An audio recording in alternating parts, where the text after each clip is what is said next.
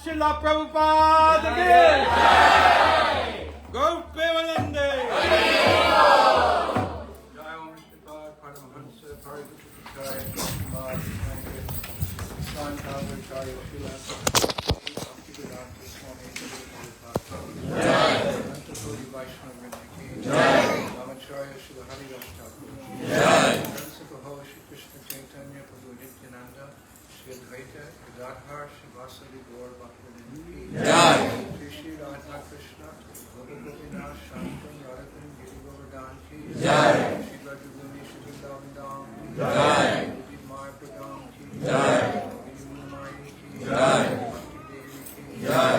Maharani Ki Jai. ISKCON Unity Foundry Retired Save the Whole World Shri Prabhupada Ki Jai. Hare Krishna. Hare Krishna. Hare Krishna.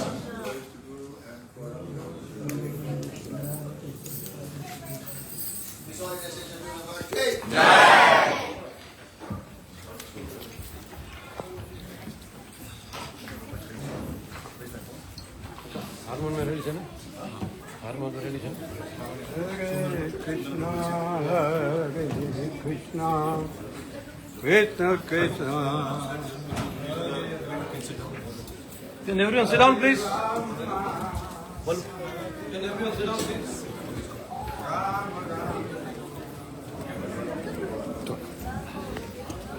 Banaba.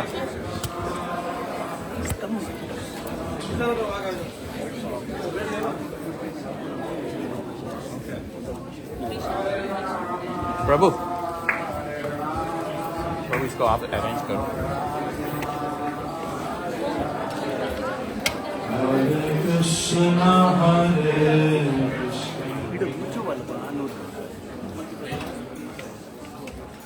Krishna, Krishna, Hare Hare,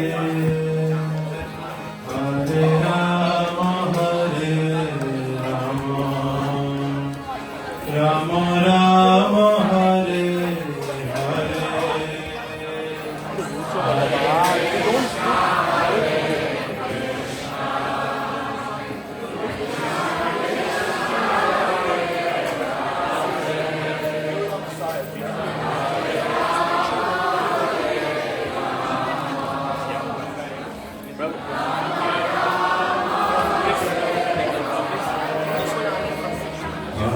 Krishna, Hare Krishna. This has to be this side because we're going to this side here. This has to be this side so that we'll be standing here. Rama Rama, Hare front camera in front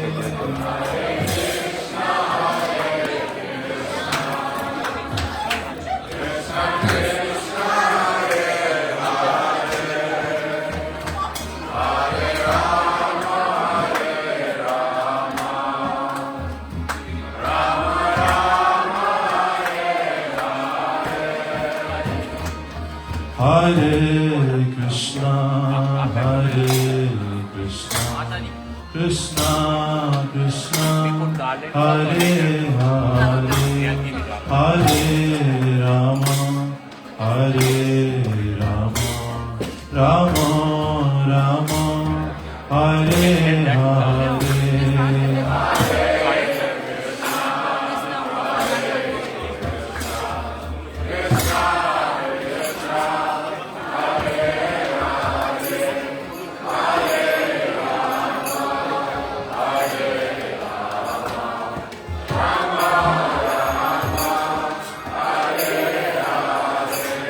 Hare Krishna, Hare Krishna, Krishna Krishna, Hare Hare, Hare Rama, Hare Rama, Rama Rama, Hare Hare.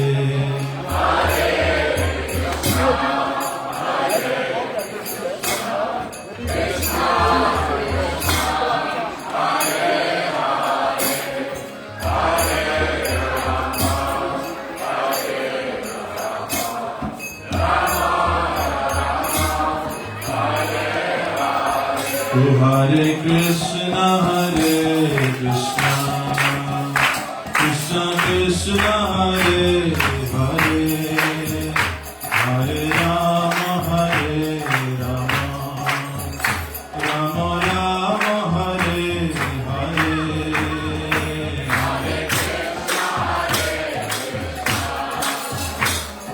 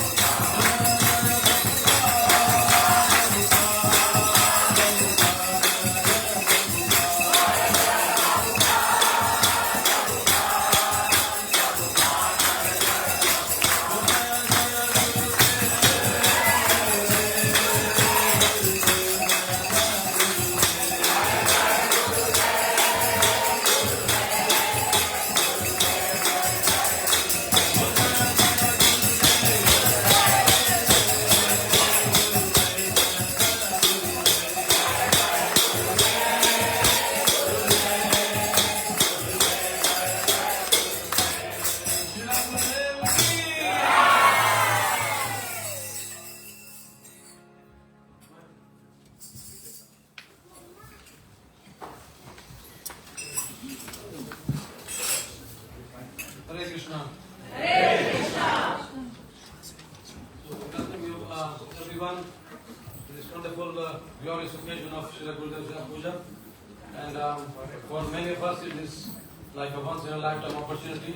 And we are very, very grateful to Srila Gurudev for being here with us. I can see the excitement, the smiles, the nervousness, the enthusiasm, the devotees. And so the program will be like this after the foot bathing ceremony. Vasipika will read the meaning of Vyasa Puja, and then we'll continue with the homages, and we'll keep on updating with the program as it goes on. Vasipika?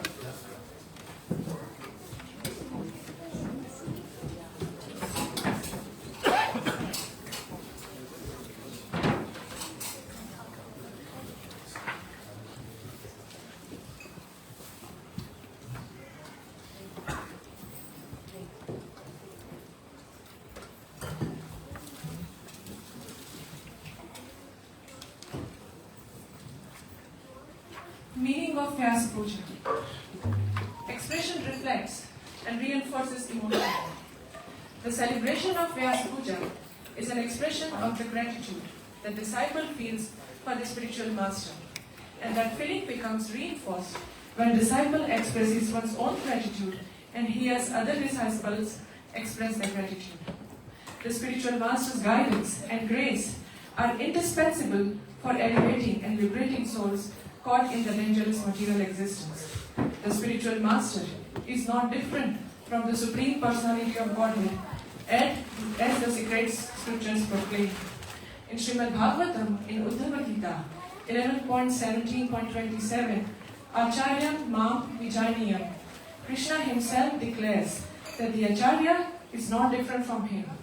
This non-difference is not because of merging of beings, but because of joining of hearts. The spiritual master is purely and selflessly surrendered to Krishna, as was Arjuna at the end of Bhagavad Gita. The spiritual master is just not the conveyor of Krishna's will, he is also the gateway to Krishna. On Krishna's behalf, he receives the disciple's service and bestows mercy. Yasya prasadat bhagavad prasado, yasya prasadat nagati kutopi. By the mercy of spiritual master is the mercy of Krishna accessed. So potent and the transformational is the spiritual master's mercy that the sincere disciple feels and remains indebted lifetime after lifetime. The disciple strives to express their gratitude by dedicating one's life to the spiritual master's service. During the course of our life, Vyasa Puja offers us a precious annual opportunity to meditate on better appreciate our spiritual master's gift. In composing our offering to the spiritual master, we go deep into our heart, going beyond the routines and superficialities that frequent crowd our consciousness. We focus on that which matters the most, the supreme treasure of Krishna Bhakti, with which the spiritual master has enriched our heart. And by hearing the offerings of other devotees, we see those devotees with greater appreciation, not just for their function in the role in this world, but also as devoted and exalted souls committed to the spiritual master services. Vyasadeva is a quintessential spiritual master. He is the literary incarnation of the Supreme Personality of Godhead. By rendering the Vedic messages in written form, he preserves and propagates the timeless treasure of wisdom. Therein, he provides comprehensive gamut of guidelines for elevating people at all levels. And he also gives in Srimad Bhagavatam the ripened fruit of the Vedic literature, the conclusive guidelines of pure devotion for those seeking life's highest destination, eternal spiritual love for Krishna.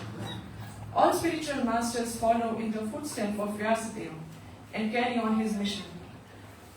Thus, the spiritual master represents Krishna, specifically Krishna in his manifestation as Vyasadeva.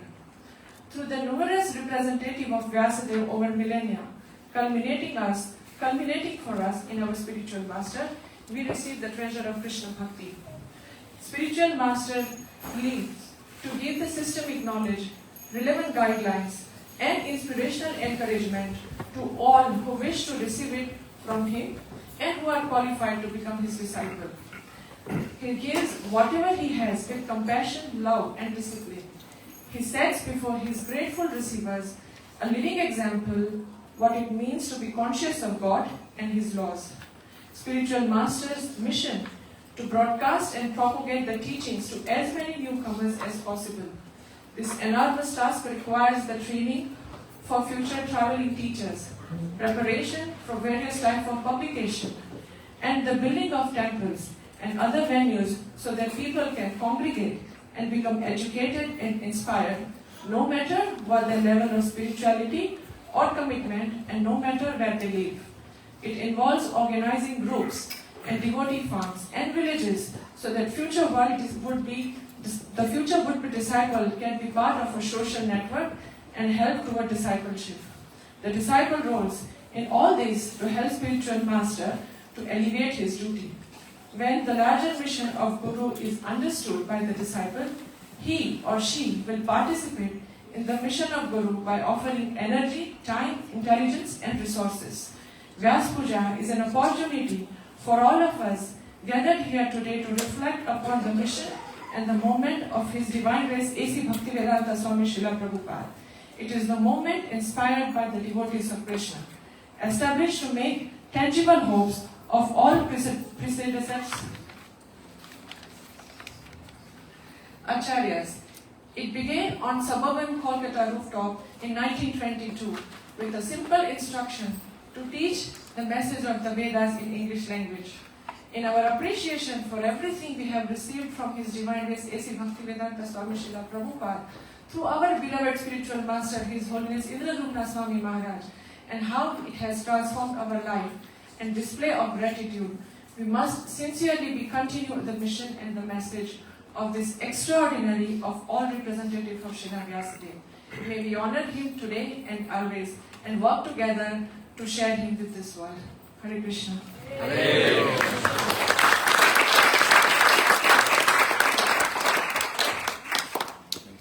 Thank you, Mr. Mataji, for the reading of the Vyasa Puja. We just want to find out if any of the Prabhupada disciples would like to say some words. Gather in the front, please.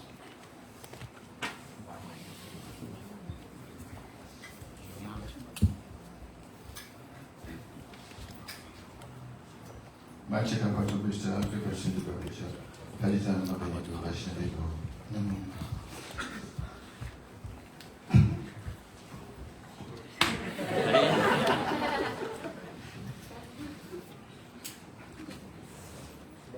I was thinking that we've been, so to say, together for the last, since 1973, for more than 50 years. I cannot stop crying. And also, I decided to call you Mahatma. I call you the Bhagavad Gita. Because you're truly Mahatma, by Krishna's definition.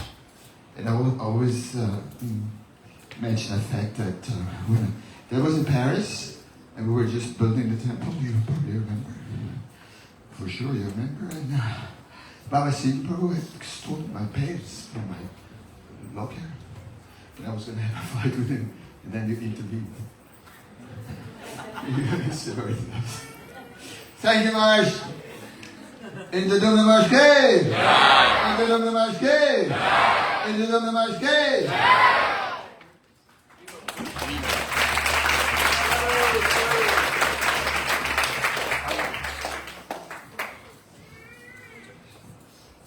Any other Prabhupada disciples? Also, can I request everyone who's going to speak to just keep your homage to 3, maximum 3.5 minutes, so that many devotees can get an opportunity.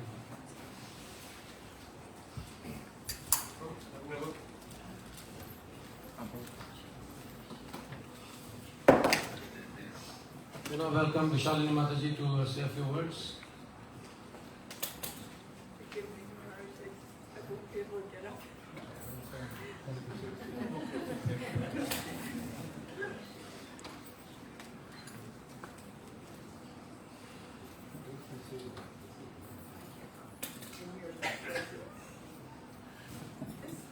Something I wrote a couple of years ago, and I get to actually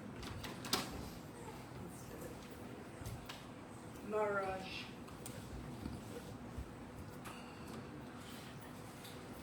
You have been such an inspiration. Srila Prabhupada really knew what he was doing when he picked you. And you absolutely are not from this world.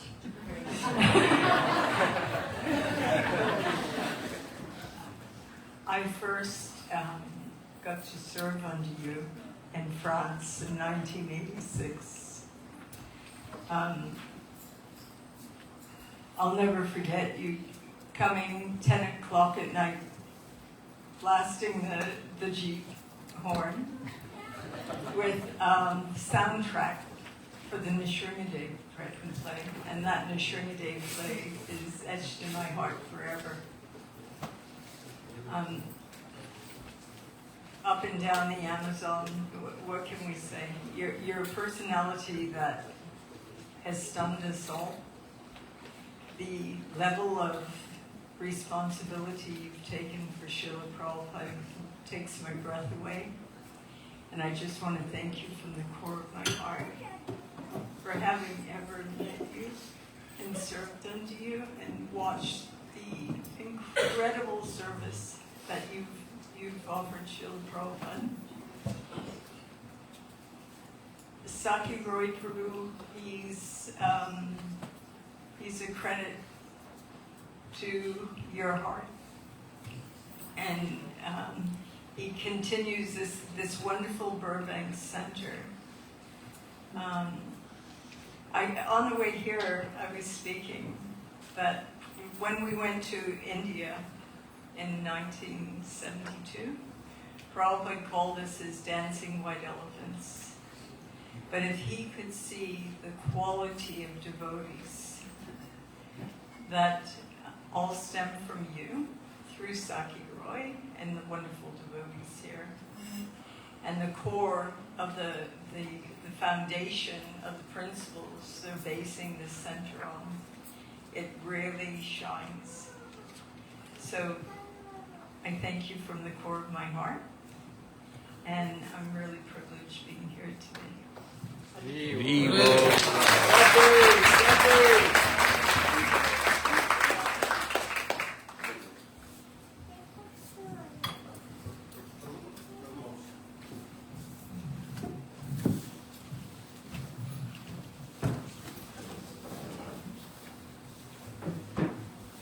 Hare Krishna Maharaj.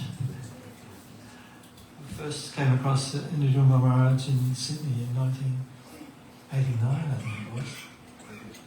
And we were shocked with all these kirtans we had. There was such high energy. And they were extraordinary. And I still remember them very fondly. One thing I've always appreciated about Maharaj is his high energy and enthusiasm for everything Krishna conscious. Once I asked Maharaj to sign an offering we made at the end of the year, and I watched him write his signature, and I appreciated the control and the way he writes his signature and the flamboyance. And these are true trademarks of Maharaj. He's flamboyant and he's got everything under control. And these festivals he does, they're a testament to that. So we thank Maharaj for everything he's given us. Seeing your bright faces and your enthusiasm, I can see it. His energy is rubbing off on all of you. And we wish you well. And hope you achieve great things from Maharaj. Hare Krishna.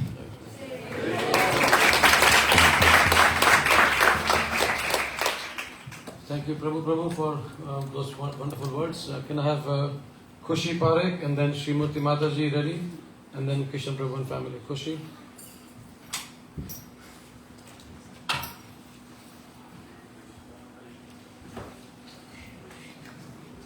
Namo Shabdaya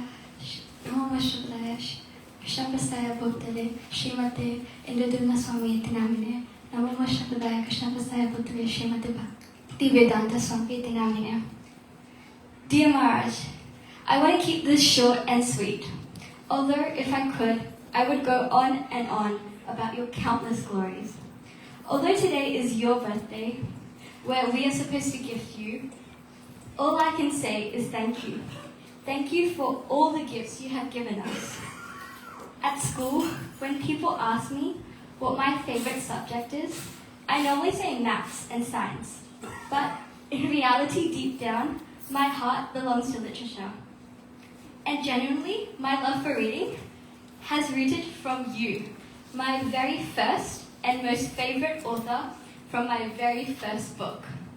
I still remember at the ripe age of 9, I had maxed out on all the movies and played all the games. So I was dying of boredom when I was forced into reading the 3rd book in your Traveling Monk series. And did that book open my world to a whole new hobby of reading. I don't desire to spoil it for anyone here, but all I can say is till this day, my heart beats faster and I get goosebumps when thinking of those pastimes of yours. When they say to be a lion to preach, my mind immediately races to you in that book. The level of bravery you have shown through the harshest circumstances truly astonishes me. Another thing that you have given to us is that you are one insane storyteller. Honestly speaking, I can read, but when it comes to classes, I am the first to zone out. However, your numerous series on the glories of Vrindavan are some of the very few classes that hook me in from the beginning and the end. The way you describe those beautiful pastimes just teleports the mind, and your passion in researching those old ancient manuscripts just blows my mind away. History is another thing that I adore.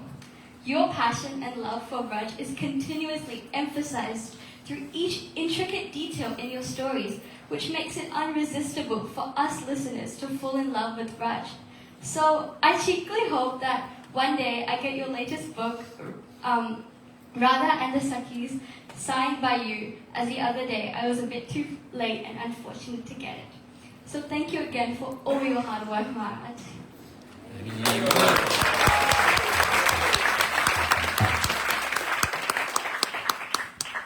Shrimati Mataji. And after that, Kishan Prabhu and family. Yeah.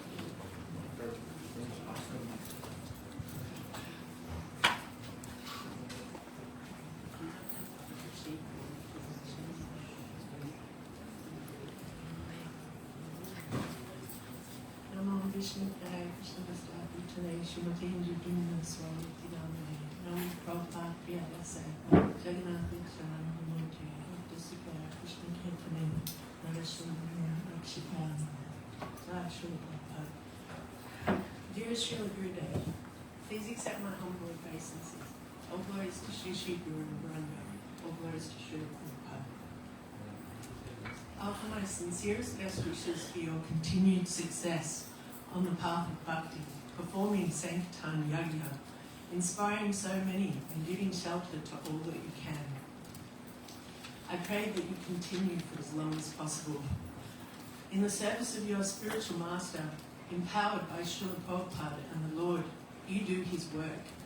Srila Prabhupada, a great Vaishnava and blessing to this world, gave you shelter and you fully surrendered, following in the footsteps of Lord Chaitanya and the Goswamis, spreading Krishna Prem.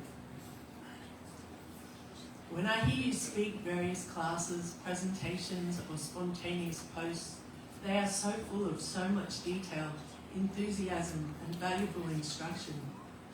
My little brain cannot remember it all, but my heart, my soul, my mind feel so much peace and happiness. You are the best pastime storyteller I have ever met. My life feels so much better because of you and the time you take to give classes. I offer my respectful obeisances to the dust of your lotus feet and pray to be always situated there as the servant of the servant of the servant of the master of the gopis, Lord Sri Krishna, the maintainer of the gopis. I pray for you. I pray for just one drop of your mercy. My qualities are very poorly, and your mercy is all that I have. Due to that, I'm still here and able to keep trying to chant better, hear better, and remember Krishna better.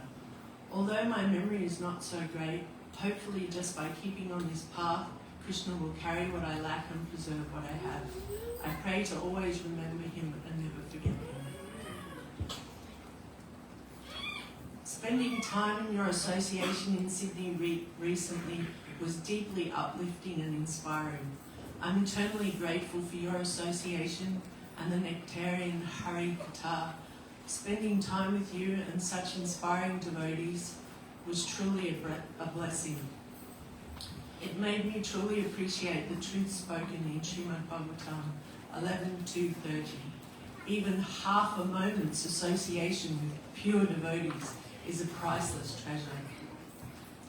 Thank you for this priceless gift. You share so much detail about Krishna with us, helping us to know him, the primeval cause of everything, helping us to understand him and our eternal relationship with him. You take us by the hand and help us to take steps closer to Him, and I'm truly grateful. I'm forever grateful to you and your appearance in this world. Happy Appearance Day. I pray for your good health and continued success in the service of Srila Prabhupada and Lord Chaitanya Sankirtan movement. You're a servant eternally. Hare Krishna. Love to you, Srila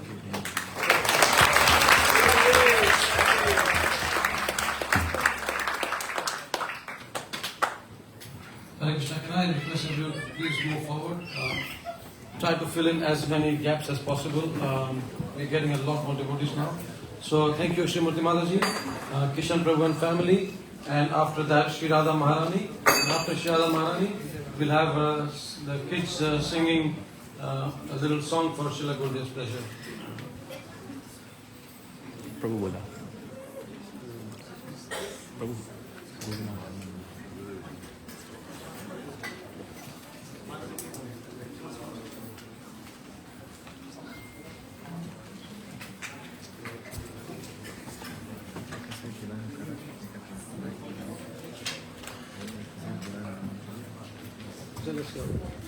नमो विष्णुपदाय कृष्णपृष्ठाय भूतले श्री इंद्रद्युम्न स्वामी नामिने नमो विष्णुपदाय कृष्णपृष्ठाय भूतले श्रीमती भक्तिवेदांत स्वामी नामिने Hare Krishna Guru Maharaj, please accept my humble obeisances at your divine lotus feet. All glories to Srila Prabhupada. On this most sacred and auspicious occasion of your Vyasa Puja, we feel extremely fortunate and unqualified to be able to offer a few words in your glorification, that too in your divine presence. Guru Maharaj, our journey towards your lotus feet began simply by observing the deep love, faith and attachment that your devotees have for you. Seeing their gratitude, especially through Sakirai Prabhu, and being guided by our Shiksha Gurus, our hearts are naturally drawn towards you even before we personally met you.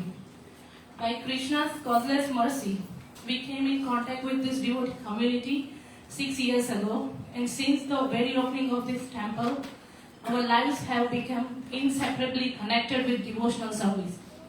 Shortly after the temple opened, we were very blessed to perform our Sriman ceremony over here and offering our prayers for our unborn child at the lotus feet of the Lord. From the very beginning, our daughter, Krishnavi, has been deeply connected with you, Krishna, and this temple. It is truly your mercy and Krishna's mercy that she has developed such attachment to this devotional life. The most life-changing moment for our entire family was meeting you personally in Vrindavan during our last yatra. What was meant to be a just brief darshan turned into a long, unforgettable and heart-transforming association. In these few moments, you gave us something that we will carry for the rest of our lives. Krishnavi, in her innocent and pure-hearted way, became so deeply attached to you. She offered you her drawings with so much love, and in return she received your affection.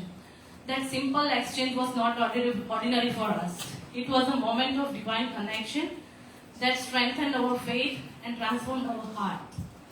Guru Maharaj, whatever little transformation we see in our lives today, in our consciousness, in our desire to serve you, in our association, is simply by your mercy flowing through this parampara. We feel that Krishna has been extremely kind to bring us to your shelter. Today, standing here in your presence, on your Vyasa Puja day, we realize how rare and special this opportunity is. To be able to serve you, to glorify you, at the same time to prepare ourselves to take initiation from you in your physical presence. This is truly a once-in-a-lifetime mercy that we can never repay. We feel completely unqualified, yet deeply grateful that despite our shortcomings, you are allowing us to come closer to your lotus feet. Our only prayer is that we may always remain connected to your instructions, serve you with sincerity, and develop even a fraction of humility and devotion that you exemplify.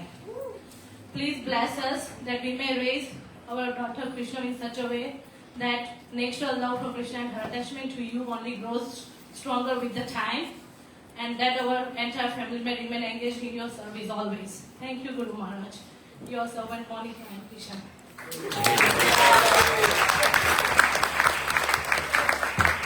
Mataji, Shri Radha Madhavi and then Kalindi.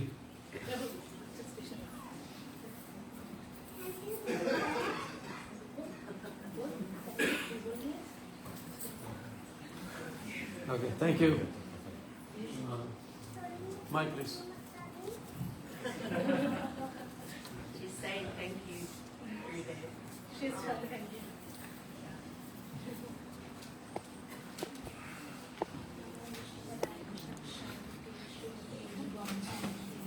Close it. नमो विष्णुपदाय कृष्ण पृष्ठाय भक्ति श्रीमते भक्तिवेदांत स्वामी नामिने. Dear Srila Gurudev, please accept my humble obeisances. All glories to Srila Prabhupada.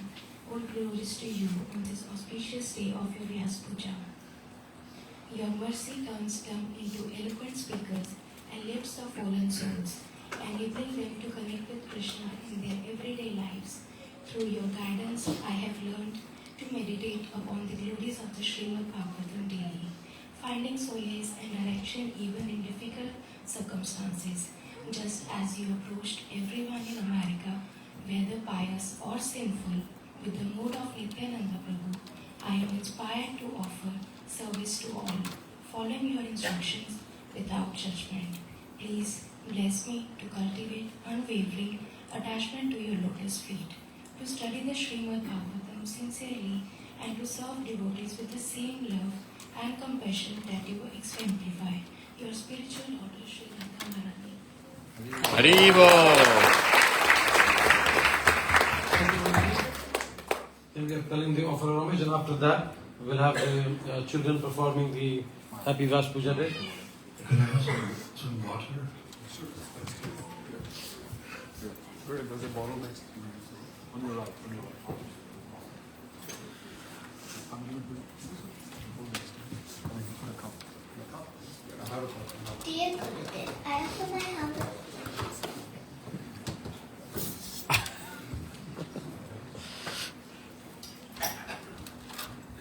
Dear Gurudev, I offer my humble obeisances to your lotus feet. I remember once we visited Mumbai and you gave us 10 lovely minutes to be with you. Instead of 10 minutes, you offered us 2 hours to be with you. Also on Friday when you sang Jai Radha Madhava, I felt so happy because that same tune I listened to every night to make me fall asleep. Gurudev, you are so kind and you always support me. Lots of love, Gandhi. Haribo!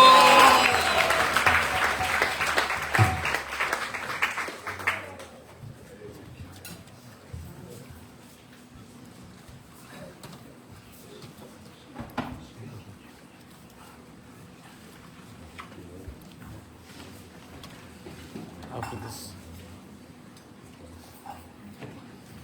My dear Maharaj, please accept my humble obeisance, dear lotus feet. I feel so lucky to be here for your Vyasa Puja. During the holidays, I got to see you, and it was very special to me. When my parents got initiated, you kindly gave me the name Gaurangi Priya, and I felt so happy and proud. You also gave me a beautiful ring that I wear around my neck every day to remember you. Haribo! When I look at it, I feel close to you and remember your kindness. I am grateful for all the kindness you give me. Even though I am still learning, I know that your actions will make everyone more into Krishna consciousness. You have been so kind to me and my family, and your other devotees. You do lovely kirtan which makes everybody smile. Hare Krishna. By your spiritual kind of the Gaurangi Priya. Haribo! So now we'll have the children playing a little nice song for the pleasure of Srila Gurudev. Thank you.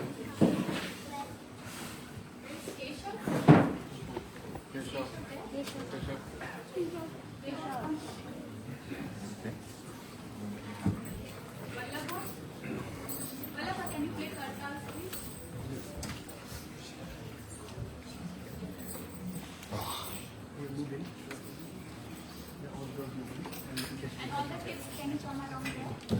Who calling me? Hey. Gunesh. Oh, I shake and shake in front of Gunesh. હવે છે ને થોડો પૈસા પર hall બનાવીએ કંઈક hall કરવાનો મોટો નંદિનીનું નામ તો કંઈ પૂછું તમને નથી આમાં ઘણા નામ નથી હવે કોઈ નંદિનીને એક નામ આ તમારું બધા એ મારી ફેમિલીમાંથી એક ઘણા મારા ફેમિલી કોઈ નથી આવતું એકચ્યુઅલી અઠવાડિયાથી પ્રિપેર કર્યું છે બધું કાંઈ કરશું કાંઈ કરશું Hare Krishna, Hare Krishna, Krishna Krishna, Hare Hare, Hare Rama, Hare Rama, Rama Rama, Hare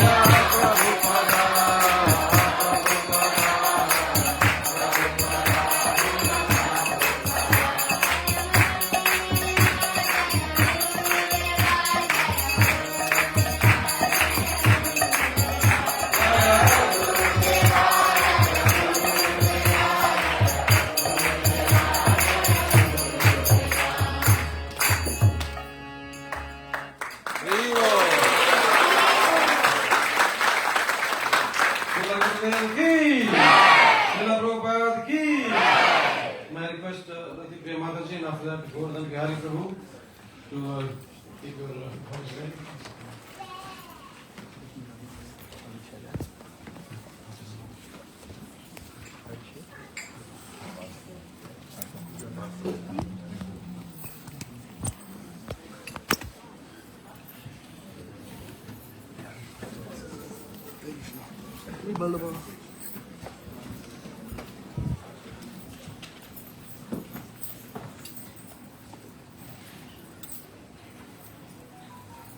Srila Gurudev, please accept my humble obeisances on the auspicious day of your appearance.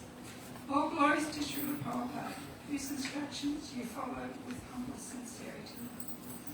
As I was listening to the memorial class you gave for Churu Prabhu, you described his activities as being glorious.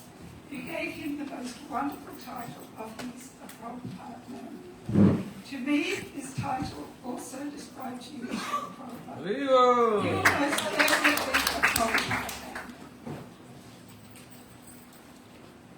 You constantly travel, not to just participate, but also to inaugurate and establish a tradition of wonderful festivals and kirtan retreats in honour of Srila Prabhupada and Sri Chaitanya Mahaprabhu.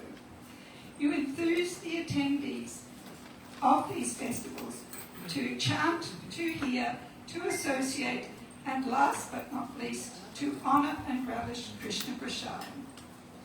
You bring the holy name to not only aspiring devotees, but also to the many conditioned souls who have been waiting unknowingly for the nectar of the holy names for which we are always anxious. Devotees around the world are being given the opportunity to delve deeper into the meaning of chanting the Lord's holy names. You bring lost souls to devotional service by your powerful and knowledgeable discourses on Srila Prabhupada's books. Your obvious, unswerving conviction and faith in his words are imparted boldly, factually, and at times with humour, giving no room for doubt. You give yourself unconditionally and are fully surrendered in your devotion to Srila Prabhupada's mission. You describe your debt to him as eternal. Therefore, knowing that this debt can never truly be paid, you continue to give your heart, mind, and body in his service. You set the example for all of us. You encourage us to go deeper into the meaning of chanting and hearing this transcendental knowledge. Only by doing this can we become closer to knowing the form and nature of Lord Krishna and his associates. I try to be most conscious of the mercy that you bestow upon us, Srila Gurudev.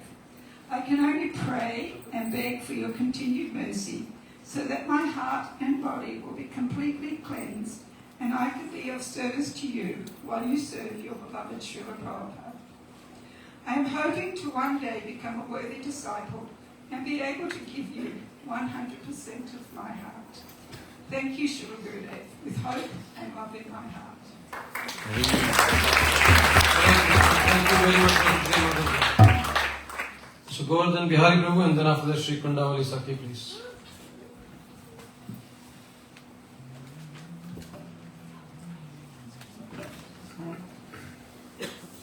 Dear Guru Maharaj, please accept my humble obeisances at your lotus feet. All glories to your divine service. All glories to Prabhupada. On this most special day of your Vyasa Puja, I have been reflecting on how your example has quietly but deeply influenced my life. Even though I may be far away physically, your preaching, your enthusiasm, and your mood of joyful surrender have reached me in ways I didn't expect. I have read many of your preaching stories, traveling endlessly, facing all kinds of situations, yet always remaining enthusiastic and fixed in your service. Honestly, Guru Maharaj, when I hear this, I feel both inspired and slightly exposed. Inspired because your dedication is incredible. Exposed because I sometimes feel challenged just dealing with my own mind during Japa. You cross countries and inspire thousands. I try to cross my distraction and motivate myself. Still, by your mercy, something has changed. I may not be steady, but I am trying to come back. I may not be focused, but I am trying to hear. I may not be fully surrendered, but at least now I know what direction to face. And that is because of you. Gurudev, one thing I especially appreciate is the joy you bring to Krishna consciousness. You show that devotional service is not dry or mechanical, but alive, dynamic and full of heart.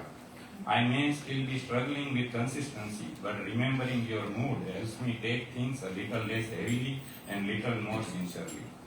I have to commit, Guru Maharaj. My mind is still very creative. especially when it comes to avoiding discipline. During japa, it presents me with the plans, memories, and occasionally even urgent reminders about completely unimportant things.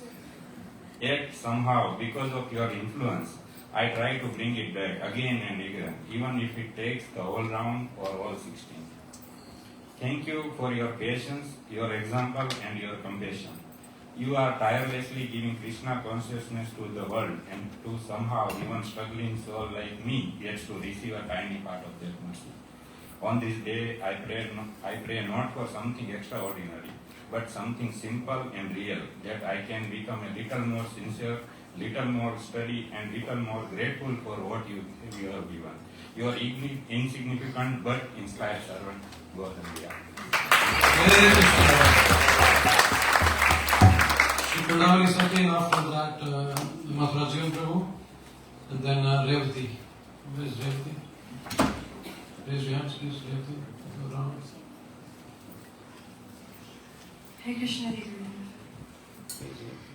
Hare Krishna, Gurudev. Please accept my humble obeisances to your lotus feet. All glories to Gurudev, all praise to Srila Prabhupada. Gurudev, each day I get to learn so much from you. Each day when I'm chanting my japa, I try to meditate on how I can serve you better and how I can be a better disciple to you. Through chanting, I get to connect with you each day, remembering your pastimes and remembering your nectarian wisdom through your webinars, through your WhatsApp and through your Instagram. I feel connected and feel so much joy in how you connect and engage in serving others. One thing I always remember is how you have the selfless attitude and selfless service to serve all the devotees. And each day I hold on to that deeply, your selfless service to all the devotees. Gurudev, I'm not qualified, yet you always bestow your mercy and connect with me through miraculous ways. I'm grateful to everything you have done for me, and I'm grateful for having you in my life. Thank you for always holding on to me, dear Gurudev, even when I feel like the world is breaking apart and I'm falling apart. Thank you for teaching me how to love each other and how to love each individual so selflessly like you do. You inspire us with your love and compassion you have for each soul. I don't think I have met anyone else in this world who is as compassionate, as loving as you are. You truly are an example of what it means to live a life for serving others. Recently we had a retreat for the youth, Bhakti Fest, with over 300 young people, and in that retreat you made so many young children smile and dance in ecstasy. Gurudev, I may not see you always, but there is one thing that always sticks with me forever. In a message you once wrote, it doesn't matter how far or near a disciple and a spiritual master is. What matters is the heart, and not only the disciple's heart, it's also important that our Guru's heart is such that he knows us, loves us, and deeply desires our spiritual welfare. So thank you for always caring for me so selflessly, Gurudev. I pray that I can progress further in my Krishna consciousness, and that one day I can serve you the way you serve your disciples with so much love, and that I can help you in serving Srila Prabhupada's mission. I pray and beg for your mercy on this day, on such a glorious day of your Vyasa Puja, to help rescue this disciple of yours who is nothing without your mercy and love. I pray I can be a better disciple, and I pray that I can learn what it means to be a firm disciple. I lost my father when I was very young, but in return I gained a spiritual father, and I'm forever indebted to you for that, Gurudev. Thank you for everything, Gurudev. Thank you. I pray for your good health. Hare Krishna, your disciple, Shri Kundavali Saki. Hare Krishna. Thank you very much. Maharaj Prabhu, Revati, and then Adya.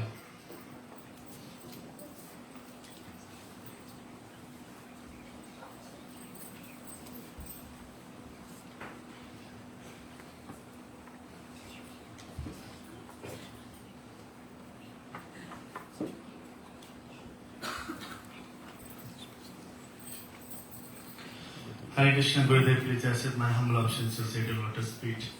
All go to Srila Prabhupada, all glories to your divine Son.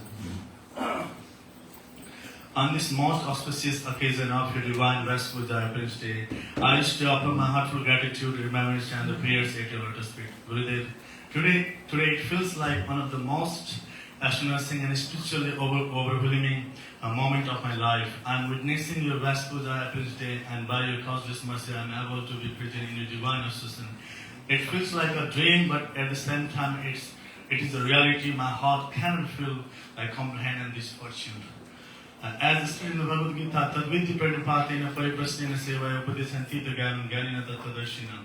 One must approach a bona fide spiritual master with humility, inquiry, and services. Gurudev, I sincerely feel that whatever little understanding and the devotion I have today is only by your causeless mercy and result of the approaching towards your holiness. Gurudev, I am eternally grateful for your first direct mercy upon my life when you visited Nepal around 2014. However, I was in Krishna consciousness since 2009, but I never thought qualified for initiation and selection of the Guru. But fortunately, by divine arrangement of Sri Radha, and mercifully you came to Pokhara. You came during my life. That was the first time I had the supreme fortune to meet you personally. At that time, I was not wearing Kanchimala. The local authority and management was very strict, and just a few days before your arrival, I had been strongly discouraged and even told that I felt like I'll never be qualified to wear Kanchi in my life. However, I followed all the regulations, but it was a very sad moment of my life. I had almost accepted that as my reality. I was praying to Lord continuously. After 3 days, by the Lord's mercy, you came to the Pokhara, and when you look at me, you lovingly asked, why you don't have a country in your name? At the moment, even my mentor, senior devotee, were present. Just by hearing your words, everything changed. Immediately I got Kanchimala. That moment became the beginning of my devotional life with your blessing. It is permanently engraved in my heart as the first direct mercy I ever received from you, Gurudev. After that, by your unlimited mercy, I received the continuous opportunities for nearly 12-13 years of continuous visits in Vrindavan, Dham, Kartik, Parikrama, and Holy Dham. As stated in Chaitanya Charitamrita, Brahmanda Brahmite Kona Bhagavana Jiva Guru Krishna Prasadi Bhai Bhakti Lataviz. Out of many wandering souls, a fortunate one received the seeds of devotion by Guru and Krishna. Gurudev, I now understand that all those opportunities were not ordinary, that were your direct mercy guiding my life, and I can say I am the fortunate soul having you in my life. Gurudev, I still remember very vivid the Nepal Yatra recently, 2023, one of the greatest fortune of my life, where I received the opportunity to serve and manage the entire Nepal Yatra 2023. At that time, I didn't understand your. At that time, now when I reflect on this, I feel both gratitude and the deep repentance and lamentation for my ignorance. I humbly beg forgiveness for any mistake I have done at that time. As it says in the Bhagavatam, Acharyam Mamvikyanam, one should never consider the spiritual master and ordinary human beings. Gurudev, I also remember one deeply moving incident in ISKCON Nepal history. Due to the false accusation against one of your disciples, he was kept in jail nearly for 2 years. During that time, he was deeply distressed and losing hope, feeling abandoned, and thinking that no one from the spiritual family was coming to give him support in the jail. But then, by your causeless compassion, when I told you personally all those incidents, mercifully you said, I want to go.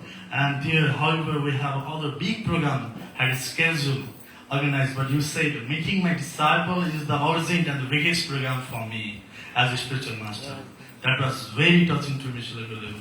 After that, you went through the long flight, 2 hours of continued driving just to meet him, and even police were chanting the Mahamantra, and they gave us almost 1 hour time to meet, where it was supposed to be 10 minutes. After your visit, many other police, and the police, they start chanting Hare Krishna, and even they took the feedbacks. I have the greatest fortune to witness that divine moment and to assist in the Nepal Yatra Millennium services.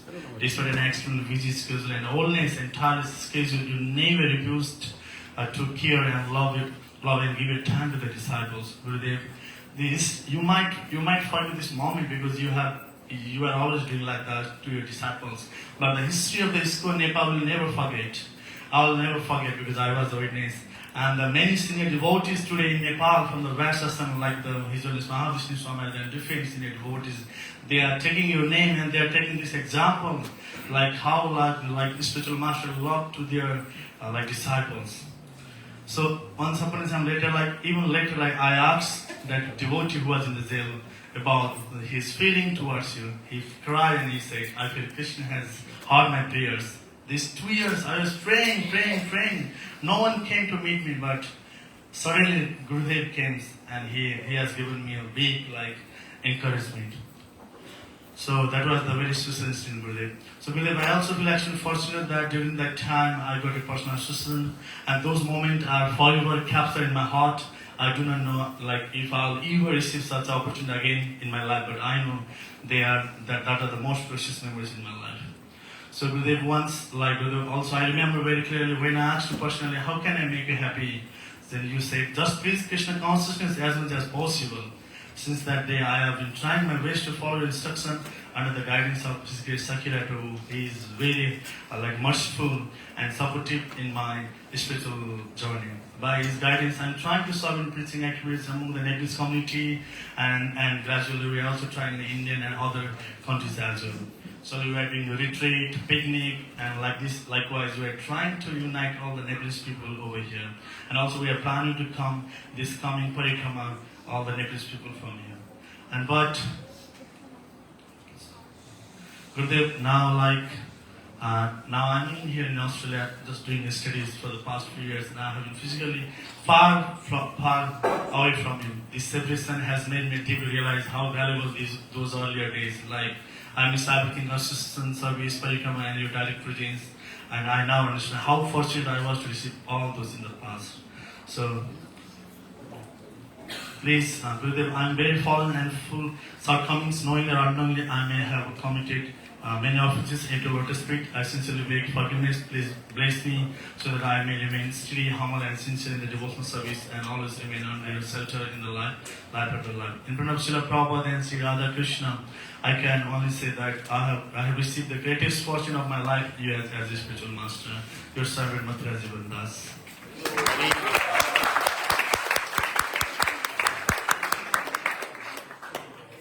Revati, then Adya, and then Prema Kumari.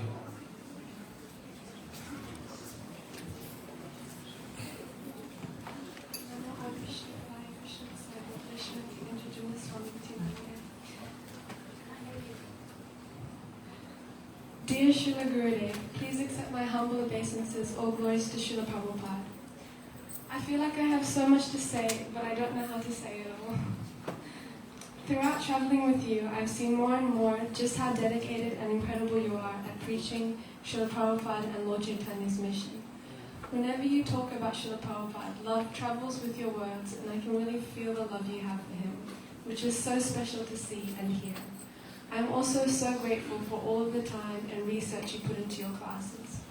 You really transfer everyone to Raj. Whenever you talk about the instructions Srila Prabhupada gave you about preaching boldly and having faith in the holy name, I always think about all the challenges you've gone through and how you have just surged through preaching like a lion. Nothing sets you back. You are truly such an amazing inspiration. Srila Gurudev, I love you so much, and thank you so much for your endless compassion, kindness, and mercy. Your servant, Ramani Radha. Can I request everyone to please move a little forward, whatever space we have? Because a lot more devotees are coming.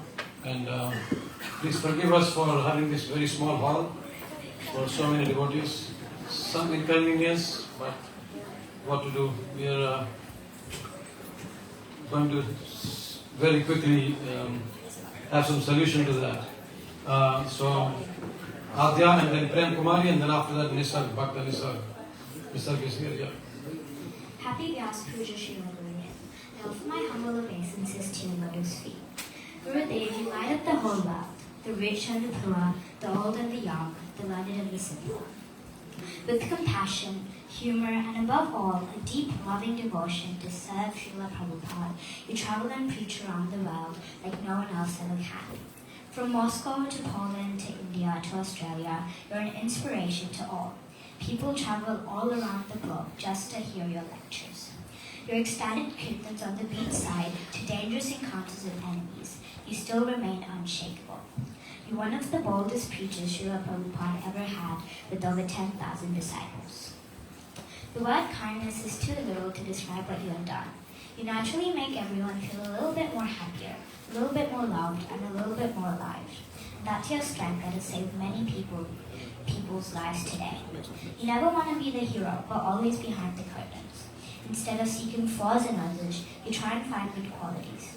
You melt the hearts and change the lives of even the enemies of devotees through the holy names, scrumptious prasadam, and relatable talks. You only know how to be helpful. So thank you for being the wonderful person you are. Your granddaughter, Adya.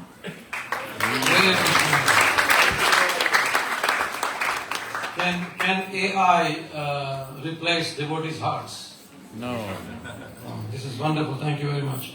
Prema Kumari, thank you. After that, Nisarg and then Shanti Paran Prabhu.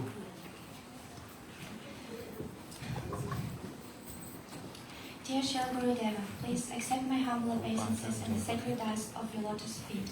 All glories to you, all glories to Srila Prabhupada. Today is a special day. Today we celebrate the day when a powerful, great personality appeared on this planet, whose eternal mission is to serve the lotus feet of His Divine Grace, Abhayacharya Bhaktivedanta Swami Srila Prabhupada, and to distribute the mercy of Lord Chaitanya and Lord Nityananda. I have appeared in this world to perform the most intimate service to Krishna,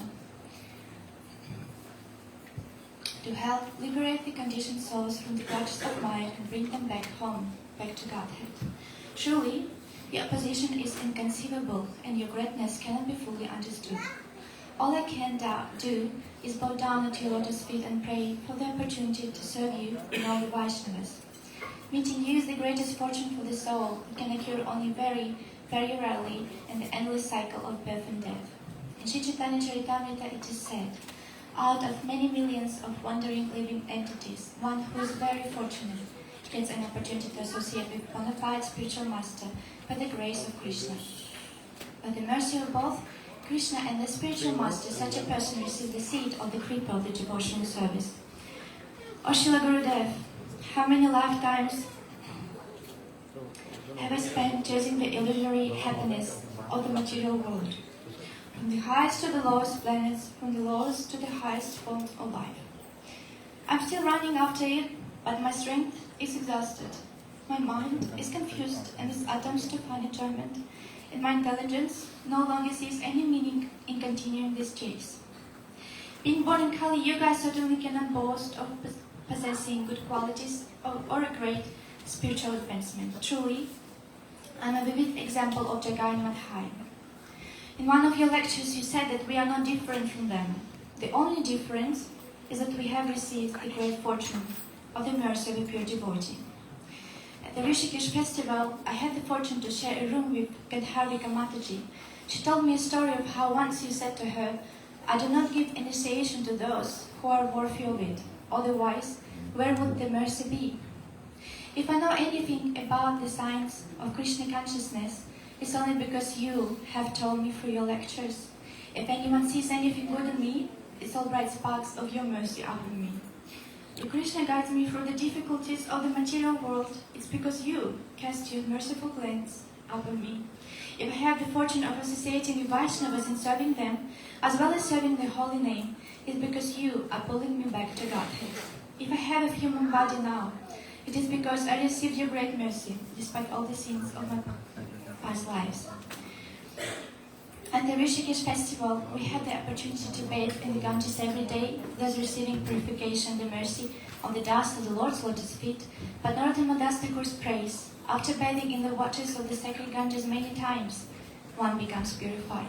Just by the sight of you, the fallen souls are purified. This is your great power. For me, one of the greatest highlights of any of your tours is your devotees.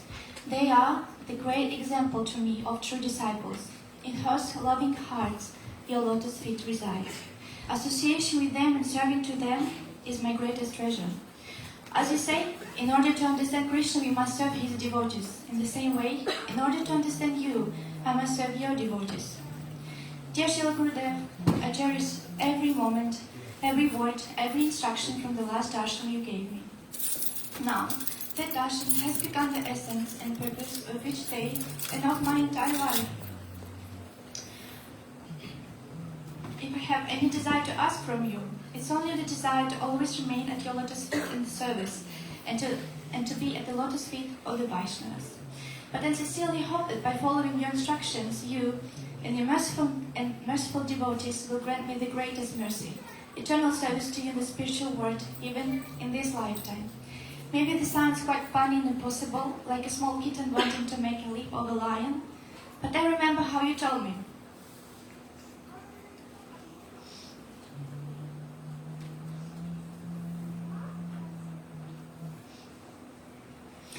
Gracefully moving your fingers across the table, that I have everything to come back to Godhead. I would like to finish with a beautiful poem by Kashishwaran Pandit, which I found in one of your wonderful lectures. Kashishwaran Pandit glorifies the form of the Guru, who makes Krishna accessible to us, and he prays.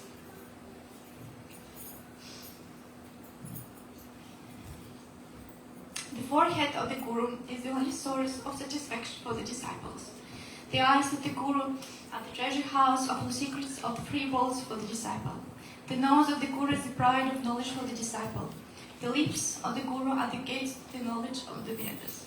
The tongue of the Guru is the...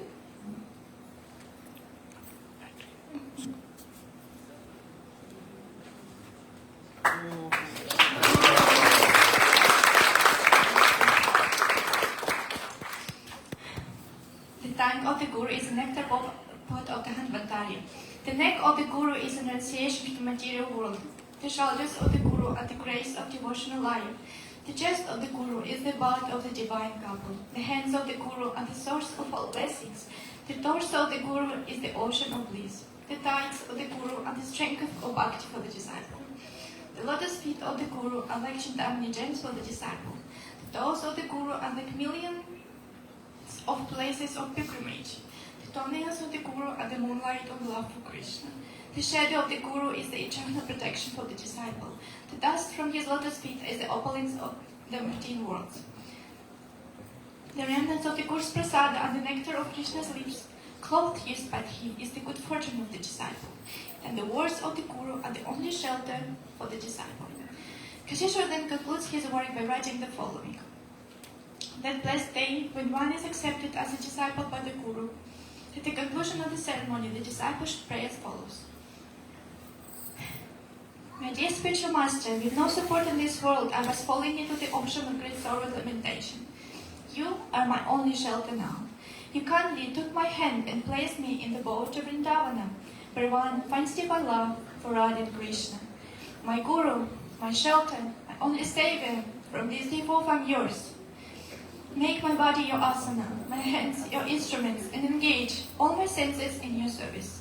Please, kill my false pride, destroy my material desires, beat my uncontrolled senses, smash my bad fortune, and deliver me to the son of Maharaj Nanda. Today, I offer my respects to you again and again and again. Your humble servant Prem Kumar Das.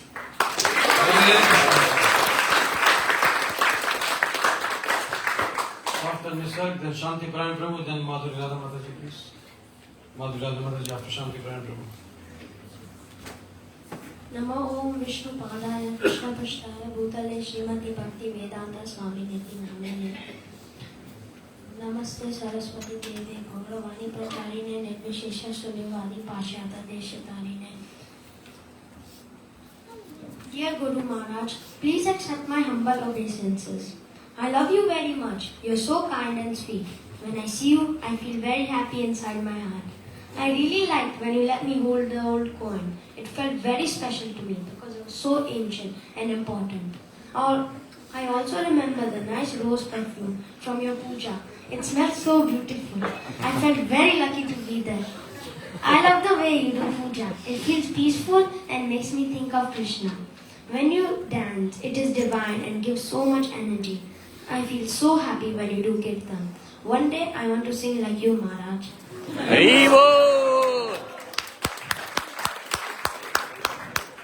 When you smile, it makes me feel loved and safe. Thank you for being so kind to me and everyone. You're teaching us how to love Krishna and serve him nicely. Please bless me so I can always remember Krishna and become a good devotee. Thank you, Guru Maharaj. Your servant, Nisar. Hare Nisar.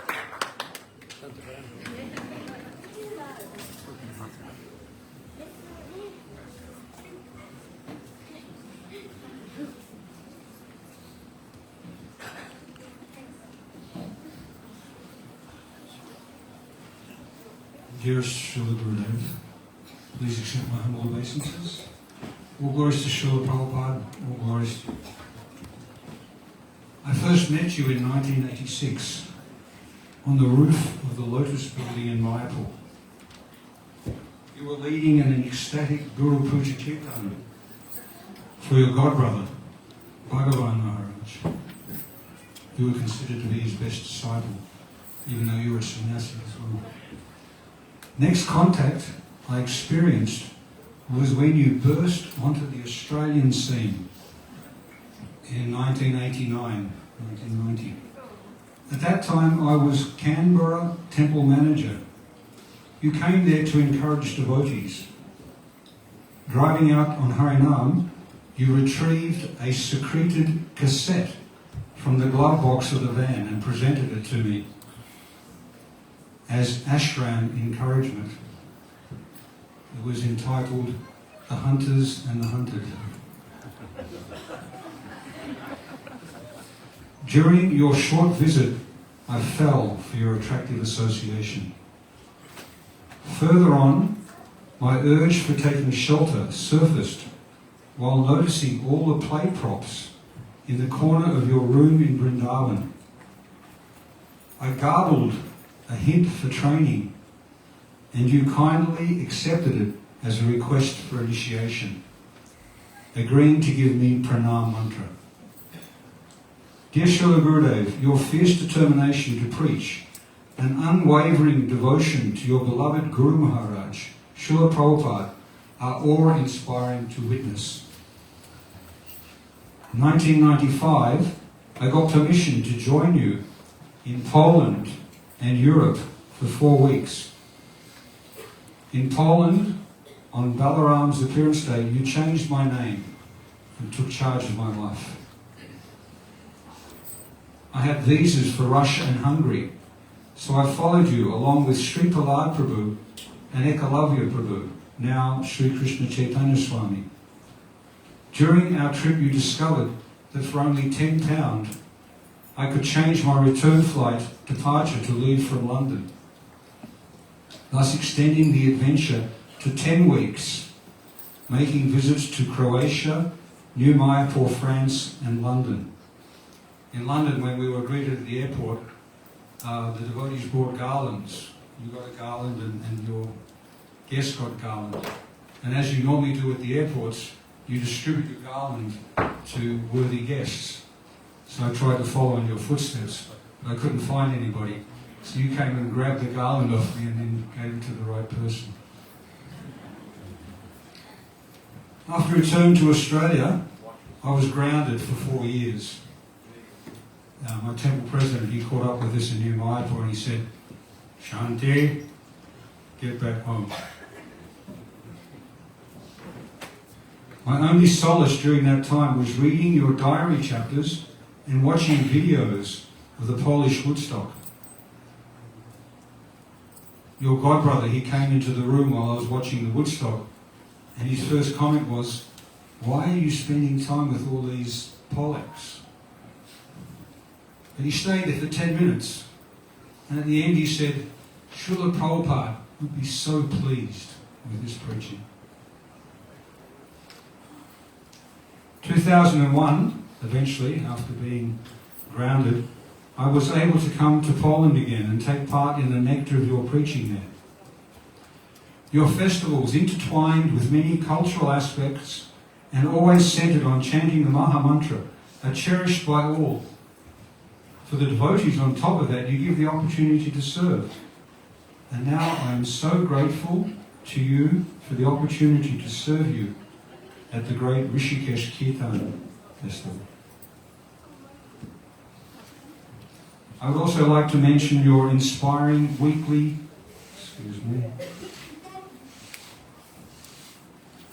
jump ahead. To mention your inspiring weekly Friday classes in which you revel in Vrindavan Leela. It represents the mature and manifold rewards of 54 years intense Sankirtan. Thank you for bringing us closer to Vrindavan Radhe Shyam, and the unending variegatedness of the spiritual world. With all my heart and soul, I'm grateful for your time and shelter. Please never kick me away and help me to become truly useful to you in your mission of giving Krishna consciousness to all the conditioned souls. Hare Krishna and happy birthday to you. Shila Gurudev Ki! Madhurya Mataji, and after that we'll have a small again presentation by the children. They'll sing the bhajan over Vaishnava Thakur, and then we all can sing in corresponding manner. Can we please utilize every inch of space? Please.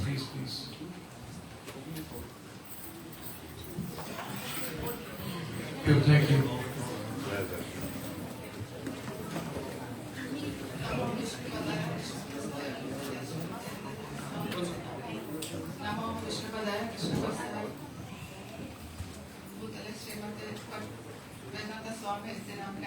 Namaste Saraswati Devi Gaurvani Prachane Nipashesha Shunaya Dipashnata Deshatarana. Dear Srila Gurudev, please accept our humble Dandavat obeisances at your divine lotus feet. All glories to Srila Prabhupada. By your causeless mercy alone, we have received this rare and invaluable opportunity to offer our insignificant homage on the most auspicious of your Vyasa Puja. In the association of your disciples and devotees, we eagerly await this sacred day every year as it reminds us our eternal connection with you and our dependence on your mercy. This year is especially meaningful for us as it marks 15 years since we have been blessed to accept your shelter. It is our great fortune that we are able to present and participate in your Vyasa Puja in your divine association. Dear Srila Gurudev, we offer our heartfelt gratitude for rescuing us from material existence and placing us at your lotus feet. And the Lord Sri Krishna, engaging us in the service of Srila Prabhupada's mission. Kindly keep us always under your lotus feet and engage us birth after birth in your loving service. Writing this Vyasa Puja is deeply humbling experience as we reflect upon the countless blessings we have received simply by accepting as a part of your spiritual family. You are our well-wishing spiritual father, guiding us with compassion and patience despite our many shortcomings. On this most auspicious day, we humbly renew our oaths to sincerely chant the holy name and follow the regulative principles, praying for strength to do so that steadiness and sincerity. By your mercy, we have engaged in some small services to Lordship Sri Konithai. We had opportunity to assist Mangalarti service and support cultivating Bhakti members in Krishna consciousness. It is only by your blessings that some of these devotees have progressed in chanting 16 rounds and taken shelter of the qualified spiritual master. Recently, by your mercy and blessings, we are assisting and organizing Nrsimhadev Mahabhishek in North Brisbane by the association of His Grace Prananda Prabhu and support of the temple devotees. The program was attended by more than 150 sincere participants. Several new families have expressed interest in regularly attending weekly programs. While rendering this service, we realize how much dedication and sacrifice is required to organize such festivals and dependent our appreciation for devotees engaged in such services. Srila Gurudev, we humbly beg your blessings on our children, Sundari Priya and Vallabha. As they grow, we often feel our own limitations in guiding them properly in Krishna consciousness. Kindly bless them so that they may develop genuine taste and attachment for devotional service and grow and become sincere devotees in Srila Prabhupada's mission. By your mercy, they are learning harmonium and mridanga. Please bless them so their talent may be engaged in your service. Sundari Priya is especially blessed to have your darshan after many years in Bhakti Fest. She is deeply inspired by your association, kirtan and classes, and she continues to cherish the moment when you mercifully placed your Nashinga Kavach around her neck. We humbly beg you continue to show your blessings upon her. Gurudev, we must honestly admit that due to our conditioned nature and offensive mentality, our services remain full of shortcomings. We beg for the forgiveness for our offenses and prayers for the strength and overcome the obstacles so that we may serve you more purely. Yes, Srila Gurudev, we are completely dependent on your causeless mercy. Without your blessings, we have no shelter and no hope. On this moment of sacred day, on your appearance day, we earnestly beg you to kindly bestow your mercy upon us so that we remain fixed in your service. Begging to remain always your insignificant servant, Madhuri Radha Devdasi, Sundari Priya Vallabha and Mukund Kumar Das.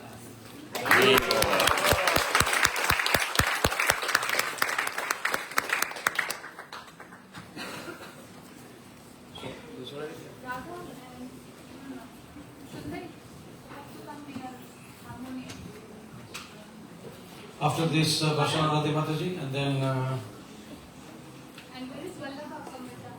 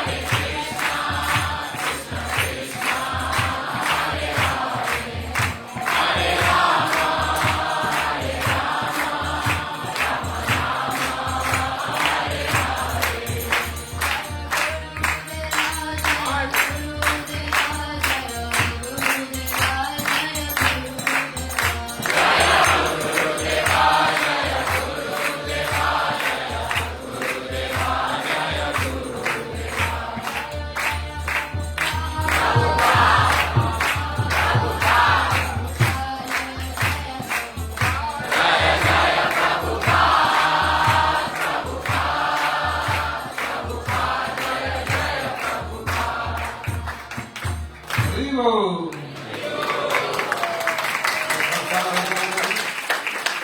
After Vasan Radhe Mataji, we'll have Srila Gurudev give a little talk, and then we'll have Guru Puja Kirtan and Pushpanjali. Hare Krishna.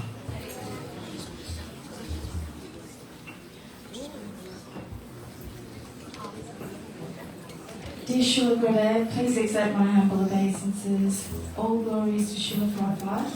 All glories to your lotus feet and your mood and your mission.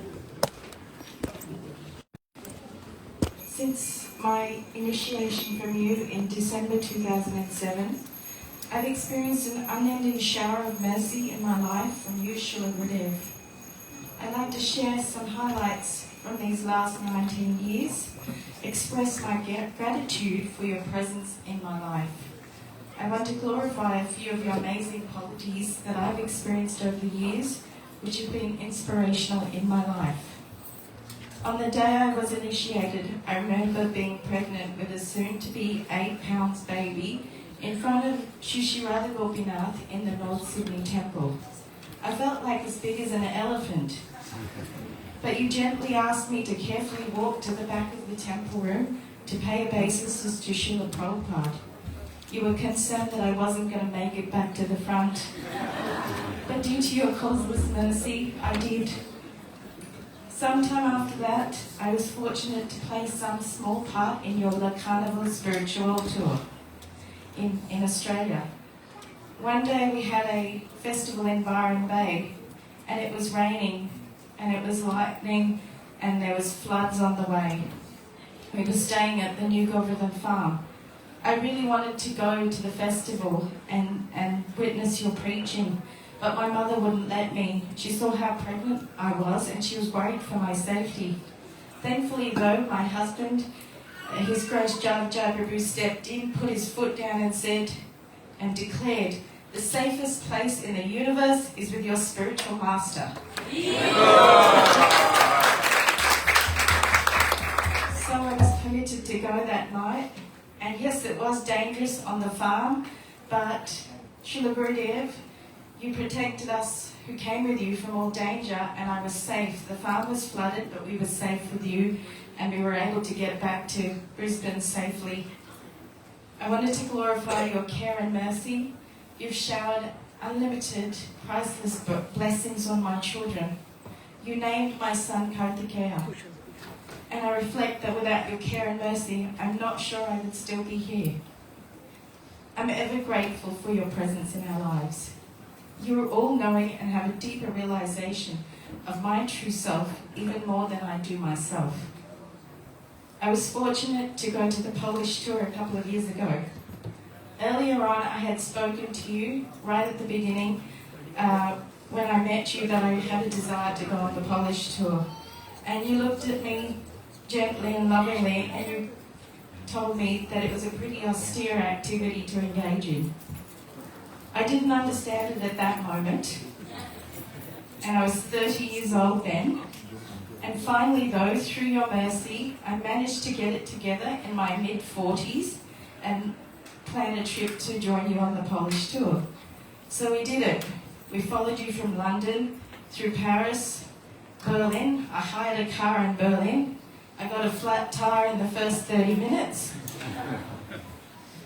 I learned how to drive on the other side of the road, from the wrong side of the car.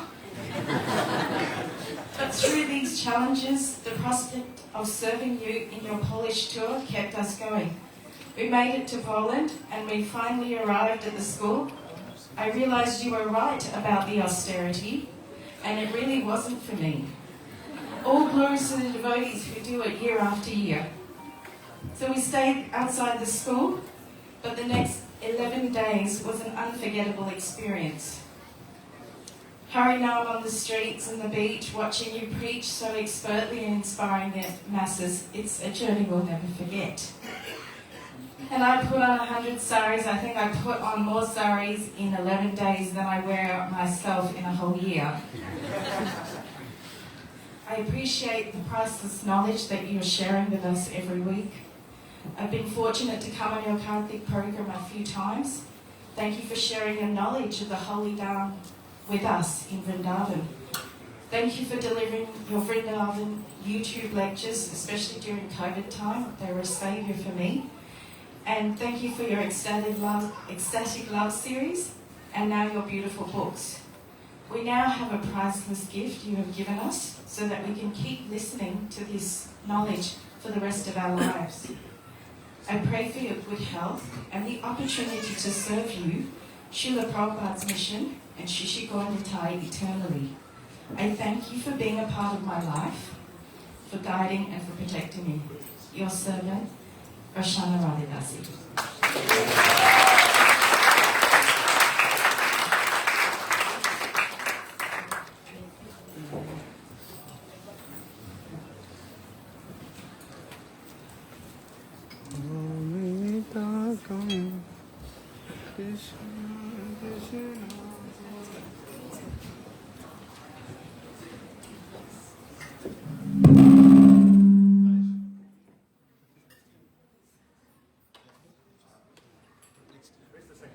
Yeah, I have it.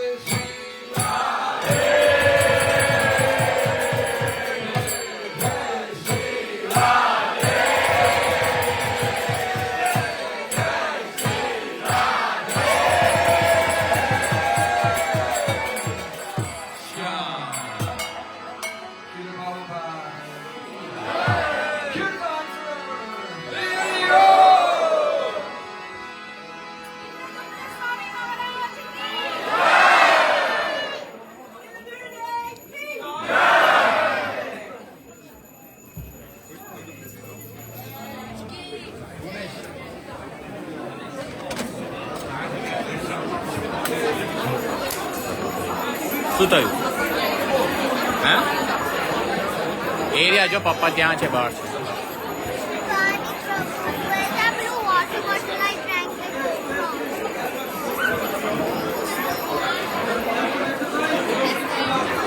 Can we turn up these fans? Yes, yes, sir. Oh, turn off, yeah.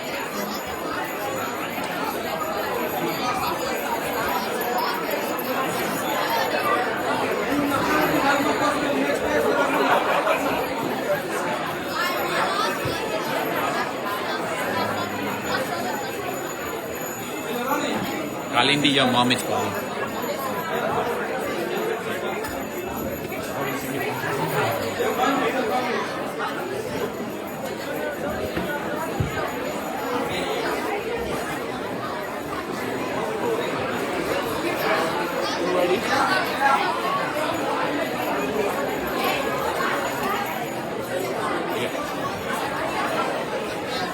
Can we bring that table? Oh, that table's there, yeah? Yeah. Oh. Should I bring another Hold table? on. I'll bring another table. Red bag, yeah. Where is she? Who? Raja. Raja. I don't think so. One second. Raja. I need the red bag. Raj Chandeka. Call Raja. I need greatest red bag. Call her. She's outside. Yeah, you see.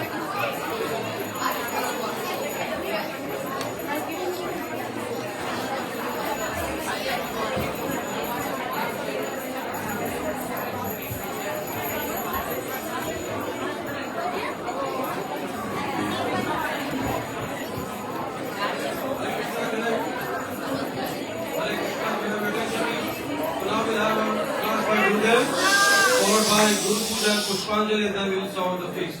Hare Krishna.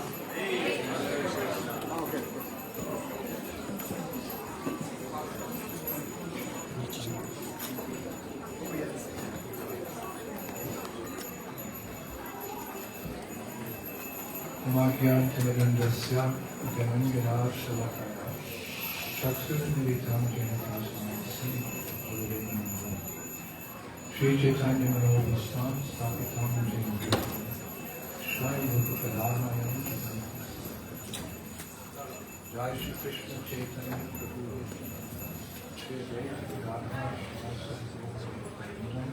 Hare Krishna, Krishna Krishna, Hare Hare, Hare Rama, Rama Rama, Hare Hare. Hare Krishna, everyone. Thank you so very, very much. This is actually one of my most favorite days every year. Not because I'm sitting here getting all this glorification, which I'm immediately giving to my spiritual master, Srila Prabhupada, but to see that loving exchanges between Guru and disciple. There's three important relationships that we have to advance in Krishna consciousness: Hare, Guru, and Vaishnava. And each of them are as important as the others. Of course, Hare, Krishna, the spiritual master, and the Vaishnavas. The Vaishnavas, by serving the Vaishnavas, we come to understand and appreciate and love our spiritual master. And by the mercy of our spiritual master, and most importantly, our founder, Acharya Srila Prabhupada, one day our eyes are open to what is pure devotional service. So these are actually ceremonies of loving exchange, which is one of the processes in devotional service. So I just love to sit here and see the loving exchanges, you for me and me for you, and all of us for Srila Prabhupada, and all the Vaishnavas all over the world. It's so wonderful. We need to taste this love, because ultimately Krishna consciousness is all about bhakti. It's all about awakening our dormant love for the Supreme Personality of Godhead. And Prabhupada has given us this institution, International Society for Krishna Consciousness, for that very purpose. But before I actually begin, I first of all like to thank my dear God brothers and God sisters for being here today to encourage me and to somewhat support me. So they're scattered here and there. Please give them a big round of applause.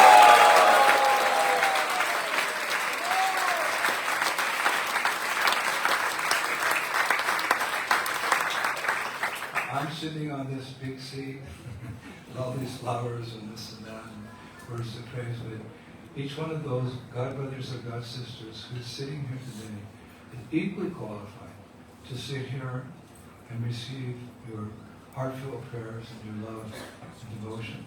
Each one of them, they've had a lifetime of service to Srila Prabhupada and our movement. They sacrificed their youth for Srila Prabhupada.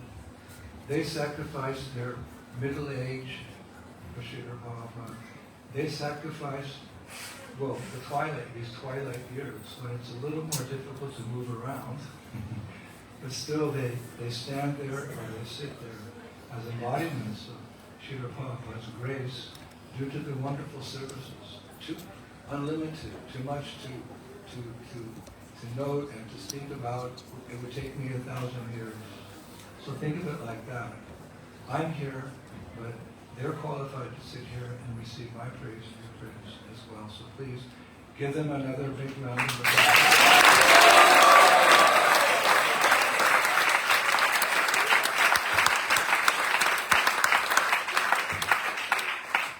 I've given a lot of these addresses in the last 40 years, 30 years since I've been initiating. But today I chose an interesting verse to speak from. It's Srimad Bhagavatam, first canto, chapter 6, verse number 2. Om Namo Bhagavate Vasudevaya. Om Namo Bhagavate Vasudevaya. Om Namo Bhagavate Vasudevaya. Om Namo Bhagavate Vasudevaya. Om Namo Bhagavate Vasudevaya. Om Namo Bhagavate Vasudevaya. So I'll chant the Sanskrit alone. Vyasa Uvacha Bhikshuvir Vikra Vashtite Vikhyana Deshti Vishtava Bhattamano Vayas Yadye Tattakyam Akorod Bhavan. Srila Vyasadeva said, what did you, Narada, do after the departure of the great sages who had instructed you in scientific transcendental knowledge before the beginning of your present birth? Prabhupada's purport. Vyasadeva himself was a disciple of Narada Ji, and therefore it was natural to be anxious to hear what Narada did after initiation from the spiritual masters. He wanted to follow in Narada's footsteps in order to attain the same perfect stage of life. This desire to inquire from the spiritual master is an essential factor to the progressive path. This process is technically known as Sadharma Parichaya. So, in this verse, Srila Vyasadeva, as it's stated, is inquiring from Narada Muni, his spiritual master, after receiving Diksha or initiation. He's curious about his spiritual master. We'll go on to hear how he's inquiring, where have you gone, what are you doing, what subject matters are you discussing. It's natural for a disciple to be curious about his guru, what he does in devotional service, because in the eyes of the disciple, his guru is the best example of a devotee. It's quite mysterious. We have many different initiating spiritual masters with their groups, we call that gana, of different disciples. In the eyes of those disciples, their chosen spiritual master is like the best example, because there's Bhagavat and there's devotee Bhagavat. We have the Bhagavatam, and we have the devotee who exemplifies, teaches us how to follow the instructions of the Bhagavatam. So it's only natural that a disciple will find that personality. Actually, it's all by Krishna's arrangement. Brahmanda Brahmati Korni Bhagavanji Guru Krishna Prasad Bhai Bhakti Lagvi. Many times quoted this verse on this Australian trip. That since we fell from grace, we've been wandering from Brahmanda to Brahmanda, from universe to universe, to different species of life, different bodies. And then Guru Krishna Prasad Bhai Bhakti Lag Bij. Even without asking, Guru appears in our life. We come in contact with the devotees through book distribution, and Harinam party, or go to the Govinda's restaurant. We become involved, and then somehow we meet our spiritual master. In previous ages, people would search for a spiritual master. Atato Brahman Jignasya. They knew the purpose of life was self-realization, so they knew they needed a teacher. The Kali Yuga is so fallen, people have less and less interest in true spiritual life, so they're not looking for a teacher. So I would say it's Krishna's arrangement. Krishna's in the heart. He knows the heart of the aspiring soul. He sees that little flame of interest in spiritual life that comes about because of the miseries or because of curiosity or looking for some material facility or whatever the case may be, as Krishna described in the Bhagavad Gita.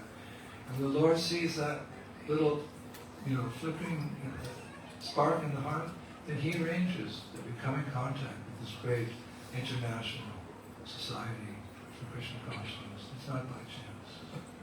So one of Sriram Swami Maharaj's disciples, I always remember, I quote this often, she was reading her Vyasa Puja offering to Sriram Maharaj some years ago. And I was listening very carefully because we love the loving exchanges. She said something that really touched my heart. She said, Guru Maharaj, it took you so long to find me. Please never kick me away. Isn't that wonderful? We're not looking. Prabhupada canvassed for us. His representatives are also traveling the world canvassing. They find us. Guru Maharaj, it took you so long to find me. Please never kick me away. So, many times devotees ask me, how do I know my spiritual master?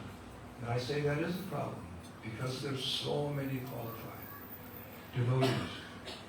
Men, we also have now a lady. We'll see what happens in the future. But initiating, all of them are great souls. They're surrendered disciples. They've come to the stage of being qualified to accept disciples. They all say the same thing. And that's good. It wouldn't be good if you're in some competition somewhere and you're all saying the same thing. But that's Prabhupada's glory. He said, I simply spoke tel kele, as it is. I didn't add anything. I didn't subtract anything. I set the best example. This is good. We don't need to invent anything. But each of the spiritual masters, they have their way of speaking. They have their antidotes. They have their stories. They have their favorite verses. They have their favorite verses. So somewhere along the line, that catches the attention of the disciple. I always say, you're hearing from so many different gurus. How do you know who your guru is? Because when he speaks the same thing the others have said, it touches your heart. Oh, Guru Maharaj, I heard so many spiritual masters speaking transcendental knowledge, but not trying to talk about myself, but when you said it, it touched my heart. It touched the heart of Vaishashika Prabhu's disciples. It touches the heart of Bhakti Vrinda Maharaj, even Vrinda Maharaj. It's all Krishna's arrangement. So we need that living example, and we need to take the shelter. Because the disciple desires to be like Krishna's representative. He wants to be like the spiritual master. We said the other day, we were sitting with Prabhupada, and one devotee said, Srila Prabhupada, I want to be just like you. And everyone froze. And then Prabhupada, he said, yes, that is the point. That's why we have Acharya to teach us by example. He turned it around. I said, you can't be like this. Prabhupada said, no. He said, in one sense, we want to be, but he's the person we're following. Bhaktivinoda Thakur sings, Guru De Kripa Bindu Diya Kora E Dhashe Trina Pekya Atihina Shakala Shahani Baladiya Kora Nijamani Spriyahina. Guru De, give to this servant just one drop of mercy. I am lower than a blade of grass. Give me all help, give me strength. Let me be as you are, without desires or aspirations. So we need a teacher. We need who knows the philosophy and sets the example. So Srila Vyasadeva is inquiring. He's naturally curious what his spiritual master did after he received initiation from his spiritual master. Actually, it says here, spiritual masters, plural. Even in that famous verse, Tadviri Paripatinam Paripashanasima Parikshantu Tehinam Ganyashtaka. Just try to learn the truth by approaching the spiritual master. The Sanskrit is actually in plural. We may have one Diksha Guru, but we can have a number of spiritual masters. I often tell my disciples, my solemn duty is to get you home. Home is where the heart is. Back home, back to Godhead, Prabhupada said. Back home means we're there. So back home, back to Godhead. That's my responsibility to get my disciples back home. So anything that can facilitate that, I encourage it. For example, if they see another initiating spiritual master, or God brother, or God sister, who inspires them, I say take that person's shiksha to heart. Take that person's shiksha to heart. If it's a devotee in good standing, we take it. Because we need all the help we can get. In that light, in Srimad Bhagavatam, in 11th canto, there's a discussion between a king named Yadu Maharaj and a mendicant named Dattatreya. Those of you who are serious students of the Bhagavatam, you know what I'm speaking about. There was a king named Yadu Maharaj and a mendicant named Dattatreya. So this Dattatreya, he used to travel naked, without any belongings, anywhere and everywhere. Sometimes it's described he was laughing, sometimes he was weeping, sometimes he was rolling on the ground. He was what we would call an avadut.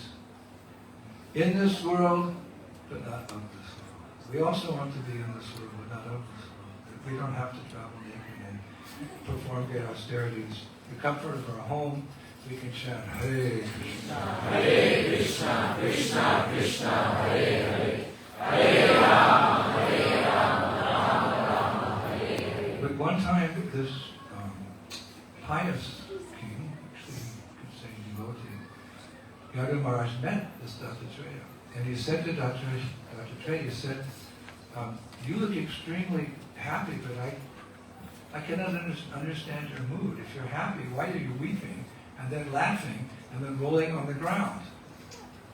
So Dattatreya replied, because I have become self-realized by the mercy of my Guru. So the king, everyone wants to be happy, right? So the king said, oh, who's your Guru? So Dattatreya, he smiled and he said, actually, Prabhuji, I have 24 gurus. 24 gurus? So the king said, wow, who are your 24 gurus? He listed them. The earth, air, water, fire, the moon, the sun, the pigeon, the python, the ocean, the moth, the bumblebee, the elephant, the honey collector, the deer, the fish, the prostitute named Pingala, the hawk, the baby, the young unmarried girl, the arrow maker, the snake, the spider, and the wasp. What? Shri Guru Sharana. Of course, we don't think of these things as gurus in the traditional sense. But if one uses his intelligence in Krishna consciousness, he can take lessons, even from the material nature, even from Krishna's creation. There's some lessons to be learned because everything's Krishna's energy. For example, using our intelligence, which is God's gift to human society, we look at this world and we can see it's a miserable place. Material energy is acting as a guru, instructing us. Krishna puts it quite plainly. Dukkhalayam shashvatam. This is a miserable place. Or Abrahma, Bhuvana Loka, Punar Arjuna. But sometimes if we're just sitting and we're observing the struggle for material existence, this even goes on in the beautiful forest. Trees are fighting underneath, the roots for nourishment, for air. Jivo Jivasa Jivanam, in the forest, one living entity is food for another living entity. We can look at material nature and get a good lesson. I don't want to be here. I want to go home. That encourages us to become detached, renounced, and make a heartfelt decision to go back home back to God. I said it many times this last week. When Prabhupada gave Satsvarup Maharaj's Danda, he said, never look back and think that you've left anything behind, and never envy the position of the materialistic sense enjoyers. This is renunciation. We have to be very determined. I was reading that once a saintly person walked into an assembly of kings and ministers and placed a human skull, this is relevant, a human skull on the table and said, who can tell whether this person was very intelligent or foolish during his lifetime? So all the ministers would be bewildered. But finally one of the ministers, his name was actually Kalidas, Prabhupada liked this story, Kalidas. He took a straw and put it in one ear of the skull and out the other. Then he said, oh, this person was not very intelligent. For if the straw would have gone in one ear and down to the heart, that would have been indicating intelligence. In other words, if we hear good instruction, if it goes one ear and out the other, that's not very good.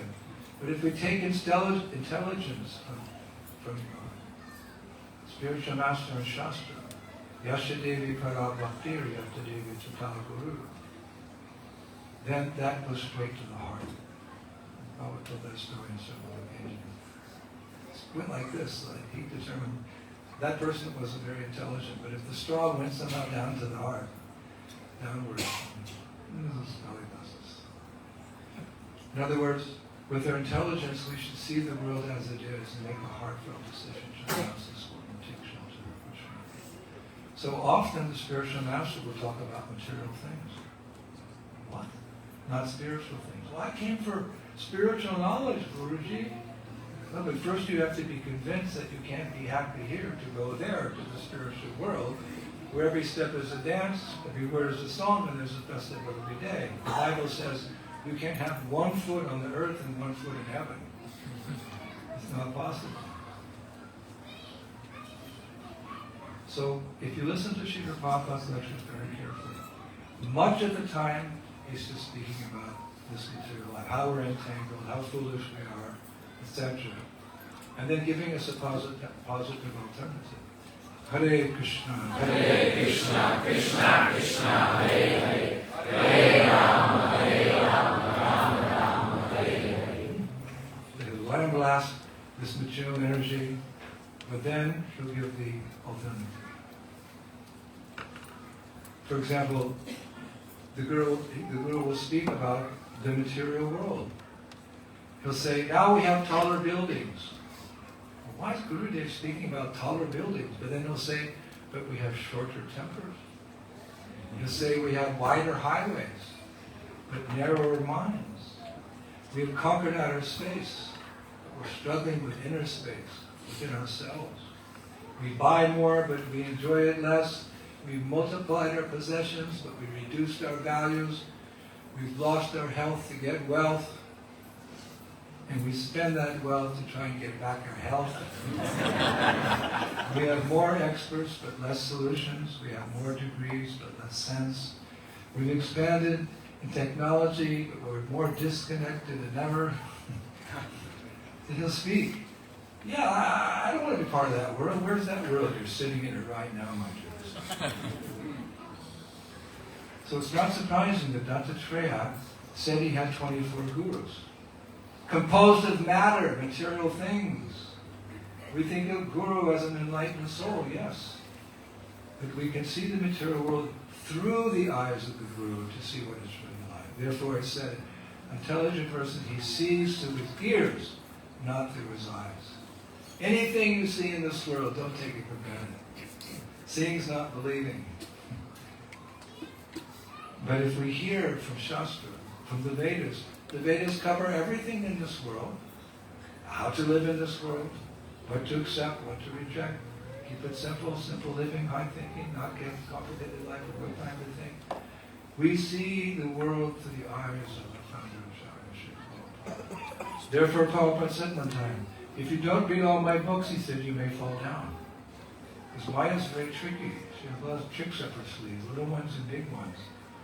So to protect ourselves from the illusion of material life, and for the positive alternative, in other words, Prabhupada's revealing through his books, of which he's taken that knowledge from the previous acharyas, particularly the 6 Goswamis, Vishnu, Baladev, etc. Then we'll know what's waiting for us. You can only give up something if you get something better. It's very hard to become detached from this world. Old habits die hard. It's very hard. But if you have something better, you just drop it. You're so attached. Even demigods are attached. The first verse of the Bhagavatam. They also come under illusion sometimes. Seeing fire on the water. You get the actual commentary of the verse. So what to speak of us? But if you get something better, you can give the whole thing up. And what's better? In the Hare Krishna mantra, Srila Prabhupada said, Bhaktivinoda Thakur said, that the whole of Vrindavan is in the chanting of Hare Krishna, Krishna, Krishna, Hare Hare, Hare Rama, Hare Rama, Rama. I never thought like that. I mean, it was enough that Srila Prabhupada said that this Hare Krishna mantra is not different than Krishna, and Krishna is the reservoir of all pleasure. So if you're finding your pleasure in a reservoir, you don't have to go to a little lake or a stream or anything. You just take from the reservoir. The reservoir of all happiness. There in those 3 words, Hare Krishna Mama. But Bhaktivinoda Thakur expanded it. The whole of Braj is there. Govardhan, Kamyuman, Nandagam, Varshana, Prem Sarovara, Vadakund, Shamakund, the dust of Vrindavan, Braj Renu, the desire trees. I could go on and on and on because there are 60 billion holy places in Vrindavan. If you have that, this material world, the beauty just fades away. Just like the big clouds outside, big heavy clouds. How are we going to get rid of them? We're going to have a football match today. But if the sun comes, they fade away. So the sunshine of Krishna consciousness, all this illusory happiness in this world. But you have to keep in contact with Krishna. Every morning, that's your time with Krishna. It's you and Krishna. He's present there. You have to chant with fixed attention. Hare Krishna. Hare Krishna, Krishna Krishna, Hare Hare. Hare Rama, Hare Rama, Rama Rama. As I was thinking, like, what was Dattatreya seeing at all these 24 things? Like, I put like, wait, I don't see anything there. Yeah, well then I had to read Prabhupada's purport. So what lessons was Dattatreya getting from these, let's call them instructing gurus? We have one Diksha Guru who gives the mantra, trains us, but we can have Shiksha Gurus, means those who also give us instructions, like this. So he's taking these things as Shiksha Guru, instructing gurus. So one item is the earth. So what lesson am I going to get from the earth? So Prabhupada says, in the earth he saw tolerance and forgiveness. Because people dig in the earth, they make houses, cities, but the earth never complains. It's very tolerant and very forgiving. Just like a devotee who gives his life to others and never complains in doing so, although he has to undergo all kinds of austerities. It's an austerity. Someone's digging in the earth, they're digging, doing out. They're building heavy buildings. We're supposed to have nice, simple living, nice huts. Well, I can't have huts up in the northern Europe, but keep it simple. But we're raping the earth, you could say. So many insecticides, so much drilling of oil, and the sky is so. But she's tolerating. Well, a devotee giving his life to others never complains in doing so. He also has to undergo so many years. We don't complain. In the air, he saw that air is always detached. The example is given by the acharyas. Air can absorb a bad fragrance or a good fragrance. It remains detached. Just like devotees can associate with the so-called happiness in this world and the misery in this world and remain both detached from happiness and misery. We don't get all excited when there's some material enjoyment going on. We're aloof from it. And when miseries come, we tolerate by getting the higher taste. Hare Krishna, Hare Krishna, Krishna Krishna, Hare Hare, Hare Rama, Hare Rama, Rama Rama, Hare Hare. Remain detached, Acharya. So in the sky, how did he see the sky as a world? Because the Acharyas say the sky is everywhere, giving sunshine and rain, but never asking for payment. Just like a devotee goes everywhere giving his or her blessings without discrimination and not asking for anything in return. Of course, we sell a book and we want to get the money from it. But we're giving a priceless object, the opportunity to engage in pure devotional service to the Lord. We can never repay that debt. We don't ask. We say, come. We say, come to the temple for a free vegetarian feast. And many people have come and become devotees for that reason only. We don't pay. Even my festivals, all these years, sometimes I'm criticized, but my festivals are all free. I collect the money first, then I do the festival. I don't charge admission. I think human form of life is meant for Krishna consciousness. Why should we put a price on it? So come on, take this. Dance in kirtan. Sing holy names. Listen to the philosophy. And feast up to the neck! So when you walk out the door, you're waddling like a duck. So in water, the acharyas say, he saw that water offers refreshment. And the example is, the acharyas say, when you take a bath, your body feels pure and refreshed. And when you drink water, you also feel refreshed. So in the same way, by offering our association to the general public, they get refreshed. Many times, because we have this Rishikesh Kirtan Fest, 5 weeks, every day except Monday, we opened the doors, 900 to 1,000 people came. They were all coming to, Westerners mainly, coming to Rishikesh for something spiritual, you know. Don't go west, young man, go east. Come to India. So they're coming, and many of them said to me, so many, Maharaj, I was coming to Rishikesh looking for something. I didn't know what it is, but now I found it. Hare Krishna, Hare Krishna, Krishna Krishna, Hare Hare, Hare Rama, Hare Rama, Rama Rama. They got addicted. People got, all we did was kirtan. Of course, I had some of the best kirtaners in the movement there. And we had a free feast, 12 preparations every night, cooked by some of the best cooks in ISKCON. People said, I said, are you coming for the food or the kirtan? I'm coming for the kirtan. When the food was being served, the problem was they'd all stay in the kirtan. And they were out there to serve, but just a few people were coming. That shows something. And they were sitting here with the philosophy. And they felt refreshed. Refreshed. So this example is given. We saw a spiritual lesson. The Shiksha grew in the water and offers refreshment. And what did Dattatreya see in fire? Well, fire can purify and fire can destroy. There's been many casualties with fires that burn down cities, but fire can also purify. Just like if you have an instrument, you have to do a medical operation. If you don't have any chemicals to purify, you can put fire. It kills all the bugs. Fire can purify. But Dattatreya says, but although fire can burn impure things, it always remains pure itself. Just like a devotee can give association to materialistic people while not getting corrupted by their association.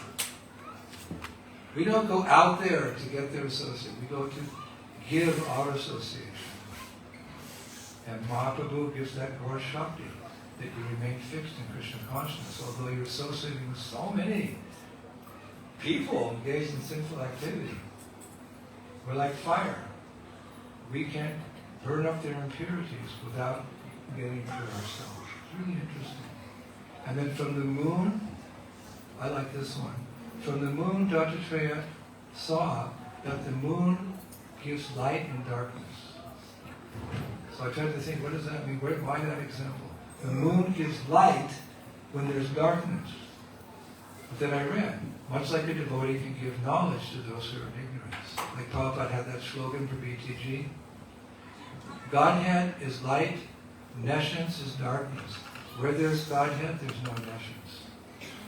So the moon gives light. We also give the light of transcendental knowledge. How to walk the path out of this dark, ignorant material world back to the spiritual world. So this way, he had many Shiksha Gurus. They can be personalities, or they can be like objects from this world. But in this way, Prabhupada concludes, a pure devotee sees Krishna everywhere. Like we have that 10th chapter of Bhagavad Gita, opulence of the Absolute. By seeing fantastic, opulent things, it's an indication that there's a creator, there's God. But here we get even more detail. Devotee sees Krishna everywhere. I gave the example yesterday, I think it was here. Where Prabhupada said that during the Indochina War of 1962, Prabhupada had a ground apartment, and there was a little, patio outside just off the street. And during the war, the Chinese were bombing Calcutta. And Prabhupada was having lunch one day out in the patio. And the bombs were exploding like 50 meters, 40 meters away. And his wife came out and said, Prabhu, please, come back inside. And Prabhupada said, no, these bombs are Krishna. Krishna wants to kill me, I'm going to go home. If Krishna wants to save me, I'll be saved. Rake Krishna Mari Ke, Mari Krishna Rake Ke. So even in a bomb, Srila Prabhupada was seeing Krishna. This is the pure devotee. All glories to Srila Prabhupada. So Vyasadeva is interested to hear what Narada Muni was doing after initiation, because he wanted to follow in his footsteps. He wanted to be a good disciple. We don't want to be Dandavat devotees. This is coming from Srila Bhakti Siddhanta Saraswati. Srila Bhakti Siddhanta warned us of being Dandavat devotees, the kind of disciple who pays full Dandavats at the feet of the Guru, but can't keep the vows, can't keep the principles, not assisting the spiritual master. Of course, we have to be merciful, we have to be kind. Prabhupada did say one time,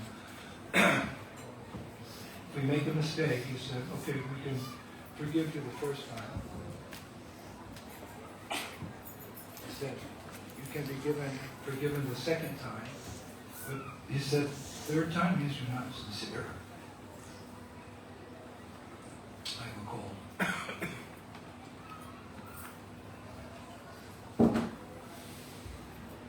So we're all works in progress, and hopefully we're being as strict as we promised. But even if not, there's a limit to how many times we can be bad. No, Prabhupada was very kind like that. But we want to be, as Bhaktisiddhanta Saraswati said in one lecture, he said there are two types of disciples.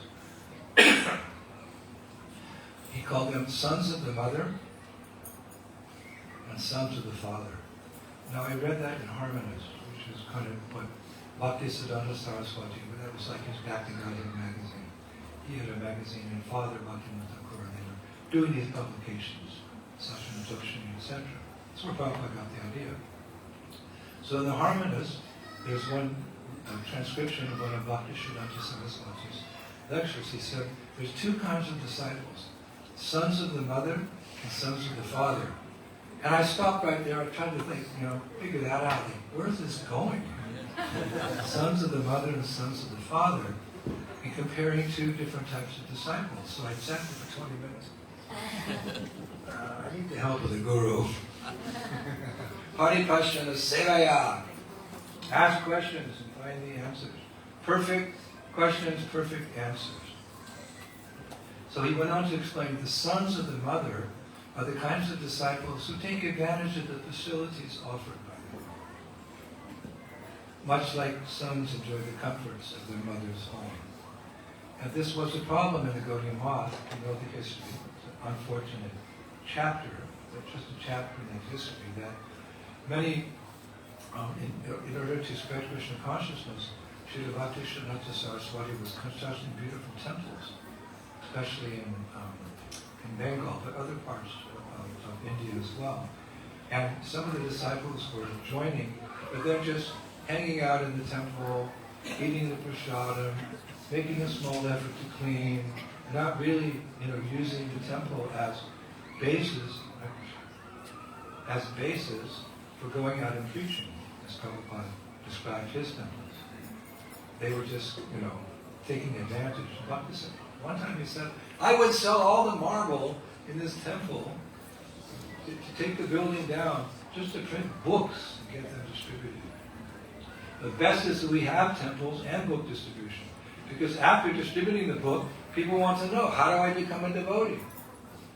You come to Burbank, and you come here and you learn how to be a devotee. Not huge big temple, not big deities. The deity in this temple is actually the holy names. Hare Krishna. Hare Krishna, Krishna Krishna, Hare Hare. Hare Rama, Rama Rama, Hare Hare. Since sons of the mother are like certain sons who enjoy the comfort of their mother's home, but don't contribute to the home, to the family, don't do any work. I was thinking, that's me as a child. I would lay around all day, Saturdays and Sundays, watching TV, black and white TV in those days, eating out of the fridge, playing in the backyard, never doing my chores. So I was sons of the mom, and she let me know it. Then there's the sons of the father. He said, disciples who take up the work of the spiritual master. Just like a good son, when he grows up, he takes over his father's family business. And what is the work of the business of the Guru? Harinam, Harinam, Harinam eva kevalam. Bolo naste, naste, naste, spreading the glories of the Yuga Dharma, chanting Hare Krishna. Just like Prabhupada. He was son of the father. He left his home. He left his household life. He left his business. And the prediction that by the astrologer at his birth, that he would be one of the richest men in India. You know that? The astrologer said he would be one of the richest men in India. But Krishna says to Yudhishthira, the 11th canto, that my first mercy on my pure devotee is I take everything away from him. So he has no recourse than to take shelter of my lotus feet. And that's what happened to Prabhupada. Of course, it's all a pastime, because Prabhupada's Nitya Siddha, eternally liberated soul, but for our benefit, that happened. And he took up the order of his spiritual master to preach Krishna consciousness in the English language in the West. So he was the true son of the Father. True son of the Father. Best disciple. I told this story before, but Prabhupada was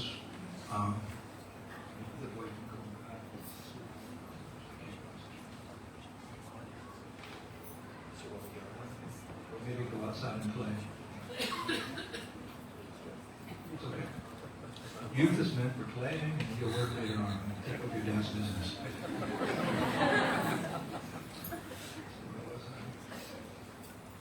Oh yeah. When Prabhupada was a householder in the Gaudiya Math, he would come to the temple regularly, and he would lead kirtans, he'd lead bhajans. He very much appreciated Prabhupada's bhajans in the early days. He'd also give classes. And it just so happened that Srila Bhaktisiddhanta Saraswati had an eye for Prabhupada. He noted him. He wasn't very active like sannyasis, preaching. He was a working person. So one time the sannyasis, a group of sannyasis, they came to Srila Bhaktisiddhanta Saraswati, and they said, why are you giving so much attention to Abai? Abai is nice, compared to what we're doing. And I read that Bhaktisiddhanta Saraswati shot back. He said, you all be quiet. In the end, he will do everything.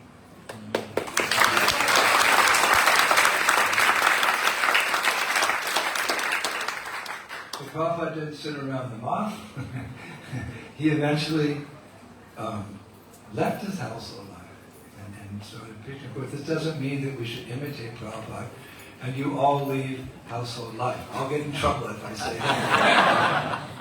Because one can also be a son of the Father in household life as well, by helping to push on the movement, by following in the footsteps of householders like Sakirai Prabhu and his good wife. I think you should give a big round of applause.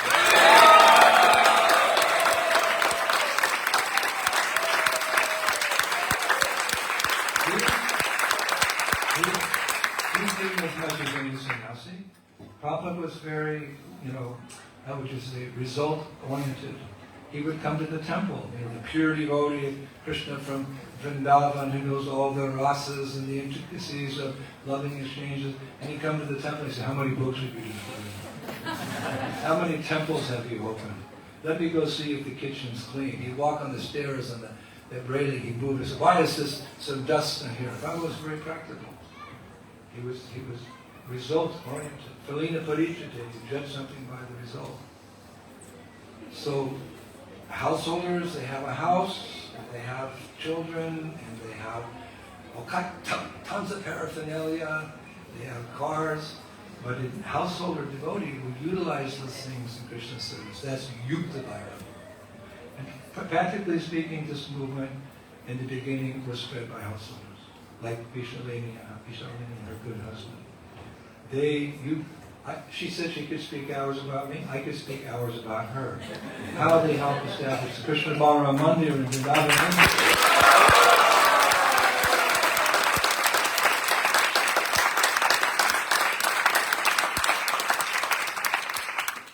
Or Vaisheshika Prabhu. Distribute books. He's the embodiment of that.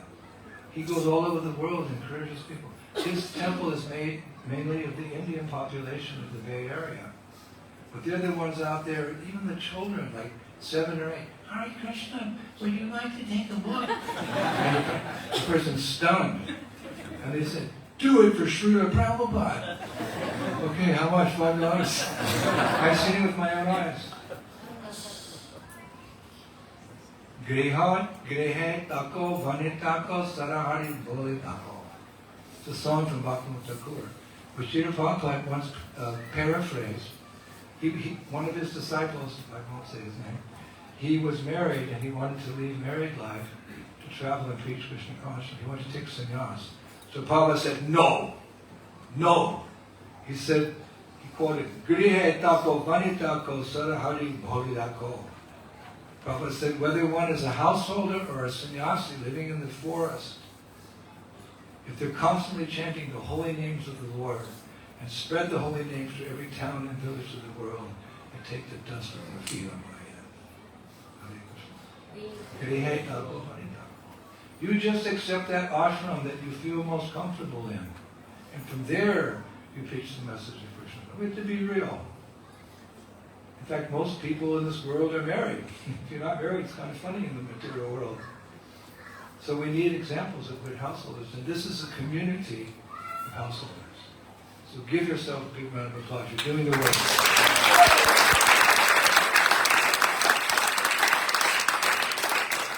Srila Prabhupada loves all his followers, both men and women, young and old, maturely qualified, maturely unqualified.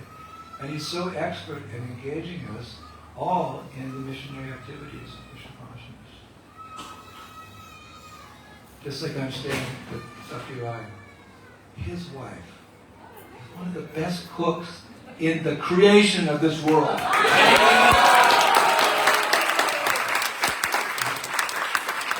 Okay, I'll be honest. The reason I came to Brisbane was to be here cooking.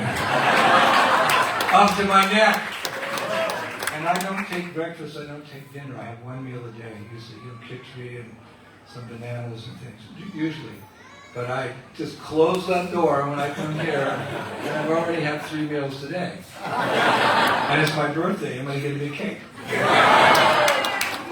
So like this, everyone has a part to play, just like this harmonium. If there's a screw here, I know this screw very well. If it comes out, everything falls apart. So Sankirtan means the complete glorification of the Lord. It means there's service for everyone in the movement. That makes it, that pushes the movement forward, qualified or unqualified.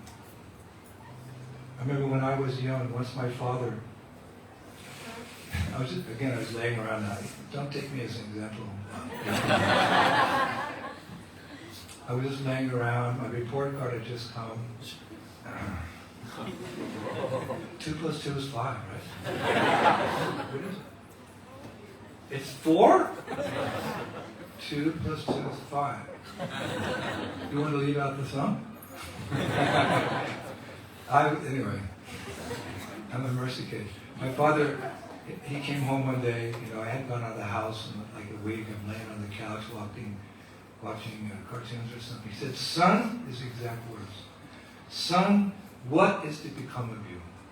Your grades are poor, you are lazy, you just lay around all day, showing no interest in anything in this world." That's pretty good, I think. You have no interest to do anything in this world. You're just a bump on a log.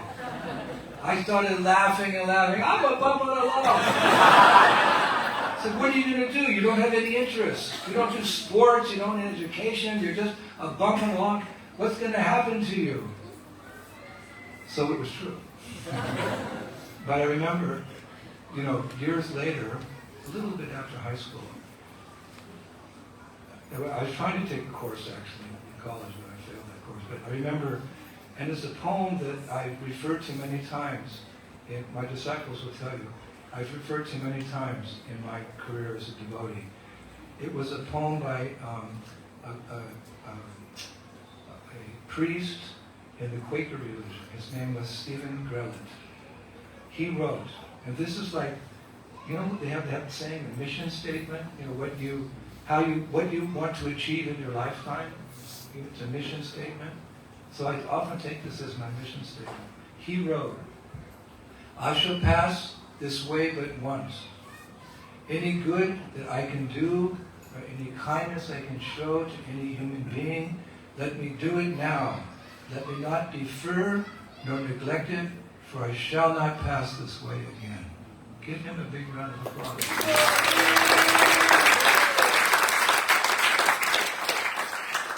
That stirred something in my heart.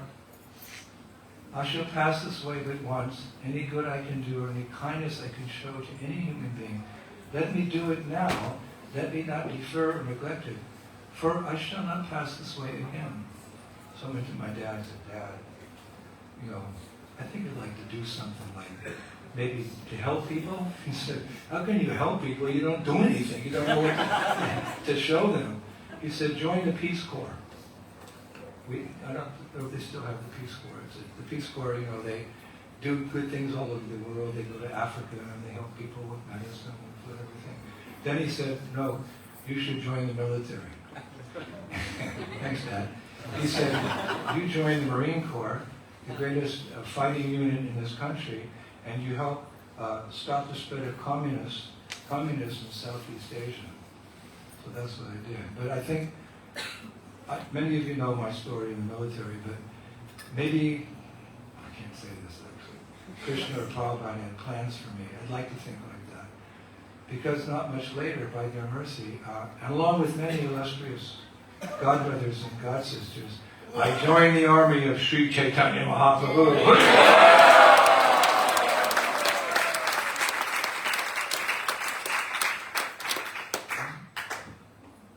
Prabhupada said humorously one time, just as Ram conquered Lanka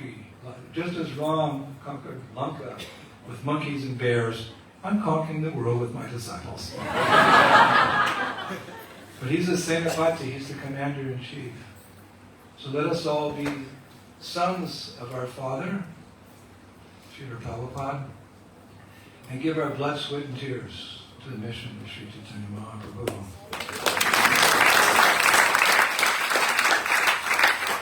I'd like to finish today with a pastime.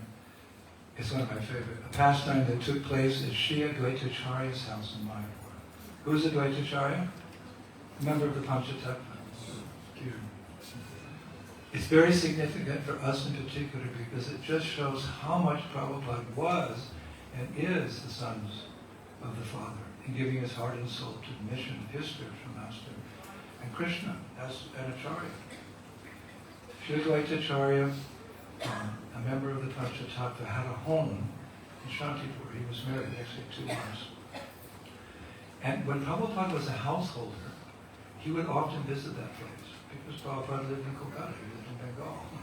So he would, go out to Mayapur to see his Guru Maharaj on a couple of occasions. And he would also, we're told, visit the home of Advaitacharya before coming to the West in particular. He was going there quite often. And in 1980, at our annual Mayapur festival, at our Mayapur Chandana Mandir, I wasn't there, but some of the members of the GBC told me, like Bhakti Churu Maharaj and Tamal Krishna Maharaj told me that an old pujari who served at the house of the Advaitacharya, because it's a sacred place, there is deities over there. This old pujari came and told the GBC members the story how Prabhupada would visit Advaitacharya's home when he was unknown, just a grihastra. He would visit there sometimes. And these pastimes are actually recounted in the book, Our Srila Prabhupada Friend for All, by my beloved and late half-sister, Mula Priti Devi Dasi. Please give her a big round of applause. The book is a collection of interviews with people outside of ISKCON who knew Prabhupada. It's really a good book. You have to read it. Before and after Prabhupada went to the West. So this pujari came and told some of the GBC members, he sat them down, that during the 1940s and the 1950s, he noticed that what he described as a grihastra Bengali devotee, somebody in white, used to come to the temple quite regularly in the 40s and early 50s. He said this person was dressed in white khadi, dhoti and kurta, and he would always come alone. And he would sit at the back of the temple without speaking. And he would chant japa on his beads, very quietly and very deeply. Hare Krishna, Krishna Krishna, Hare Hare, Hare Rama, Hare Rama, Rama Rama, Hare Hare. And he said he would come on weekends, because the purity was a working man, so he would come on the weekends. And usually every month or so when there was a festival, his sadhu was white. And he would chant for many hours. And then he would thank the pujari, he would leave. And his devotion, he said, was solitary. And so therefore the pujari never disturbed him. But he would notice that while this Bengali sadhu in white was chanting, many times his eyes would fill up with tears and his voice would choke up. Then, for a long time, he didn't come back. It was just, years passed, and he didn't come back. However, the pujari said, in August 1965, before September, he saw a saffron-clothed sannyasi sitting in the back of the mandir. And he recognized him. That's the same person. He was in white in the 40s and beginning of the 50s. Now he's in saffron. It's that same sadhu. And he said he didn't disturb him. He was sitting there chanting Hare Krishna, but he was weeping even more than before while he chanted Hare Krishna, Hare Krishna, Krishna Krishna, Hare Hare, Hare Rama, Hare Rama, Rama Rama, Hare Hare. So finally one day, As evening came, he paid his dandavats for a long time. And when he arose, he came to the Pujari and thanked him for the service he'd been doing all these years. And the Pujari asked him, "Who are you? I remember you. You were in white before. I remember you from long ago." So the sadhu replied,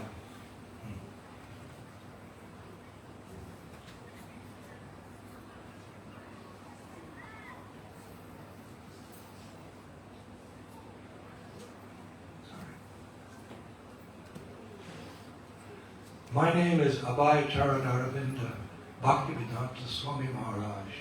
I am an unworthy disciple of His Divine Grace, Srila Bhakti Siddhanta Saraswati Thakur, Srila Prabhupada, my Divine Master. I have been coming here for such a long time because my spiritual master has given me an impossible mission. His desire is for me to cross the ocean to the Western countries and spread the sublime teachings of Sri Chaitanya Mahaprabhu in the Western world. I do not know how this mission will be successful. So I have been coming here to this special house of Advaitacharya, where he, Nityananda Prabhu, and Sri Chaitanya Mahaprabhu would gather to plan the Sankirtan movement. It was here that they launched the inundation of love of God that swept India and continues to this day. Thus I have been praying very earnestly here that they will all give me their mercy and somehow they will empower me and guide me. I want to satisfy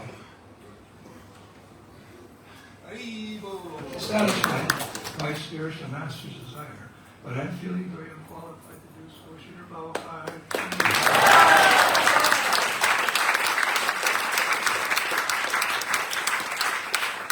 And as he was speaking to the Pujari saw tears flowing down Prabhupada's cheeks. And then that saffron cloth sannyasi continued. Tomorrow I am leaving for Calcutta to go upon a ship across the ocean to America. I do not know what will befall me there, but I came here praying most earnestly for help.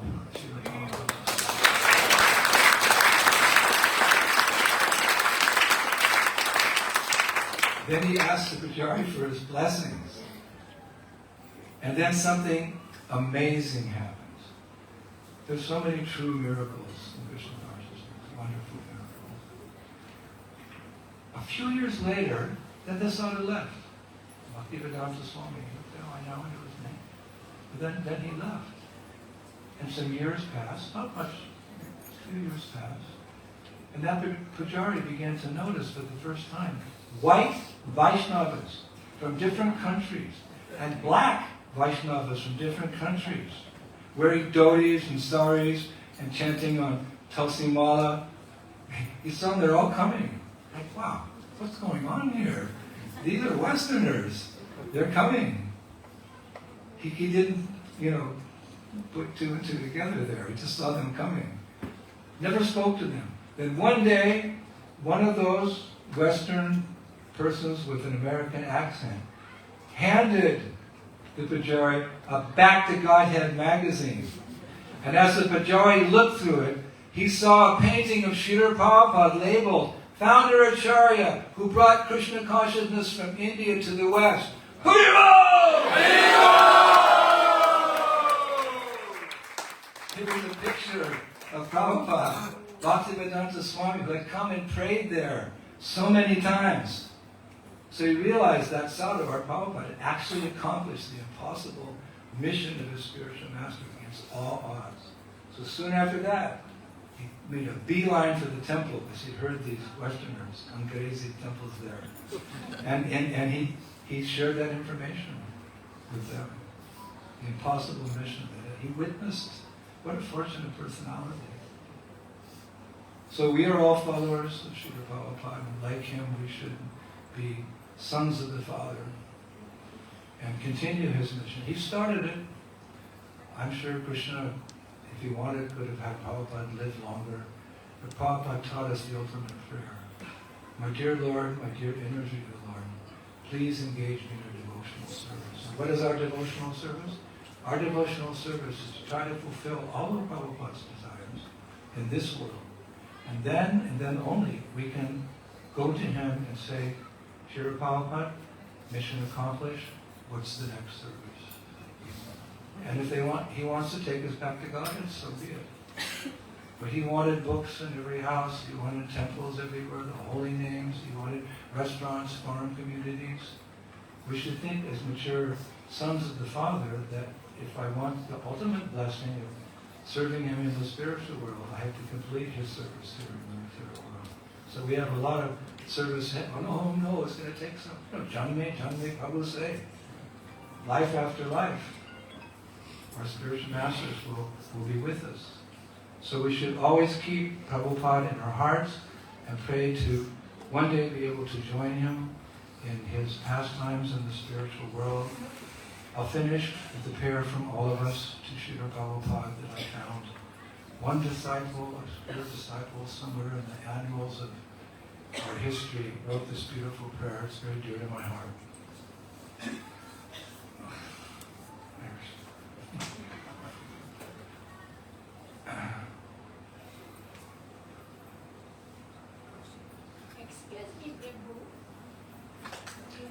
My mind longs for the blessed vision of my Guru. He cries out like a thirsty chikora bird. My thirst is not quenched, and I can find no peace without the vision of that blessed person. O Lord and Master, your face is most beautiful, and the sound of your words impart deep wisdom. It has been so long since this rain bird has had even a glimpse of water. Blessed is that land where you dwell, my dearmost friend and spiritual master. I give myself to you now and forever, O deliverer of my soul. When I could not be with you for just one moment, the dark age of Kali Yuga dawned on me. When will I meet you again, O beloved Lord and Master? I cannot endure the night, and sleep does not come to me without your audience.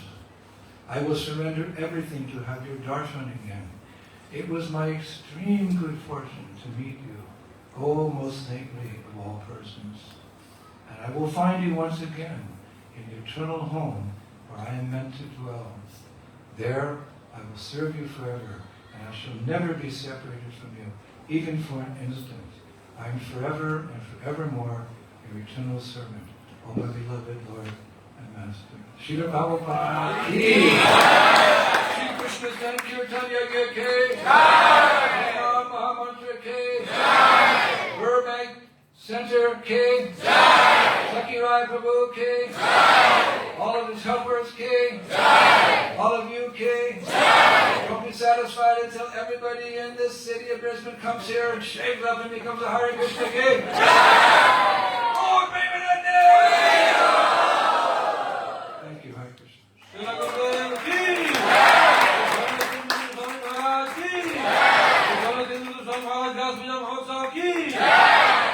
We need some space. There's a little change in program. We're bringing the big cake for Gurudev to cut. Then we'll have the Guru Puja because the icing is melting. So I know it's very practical, so will allow us this discrepancy. After that, we'll have the Guru Puja. While Guru Puja is happening, you can offer flowers at his lotus feet. You can give your gift and you can get prasadam from him. And then we'll have the Pushpanjali, and then the feast will be served outside. Hare Krishna.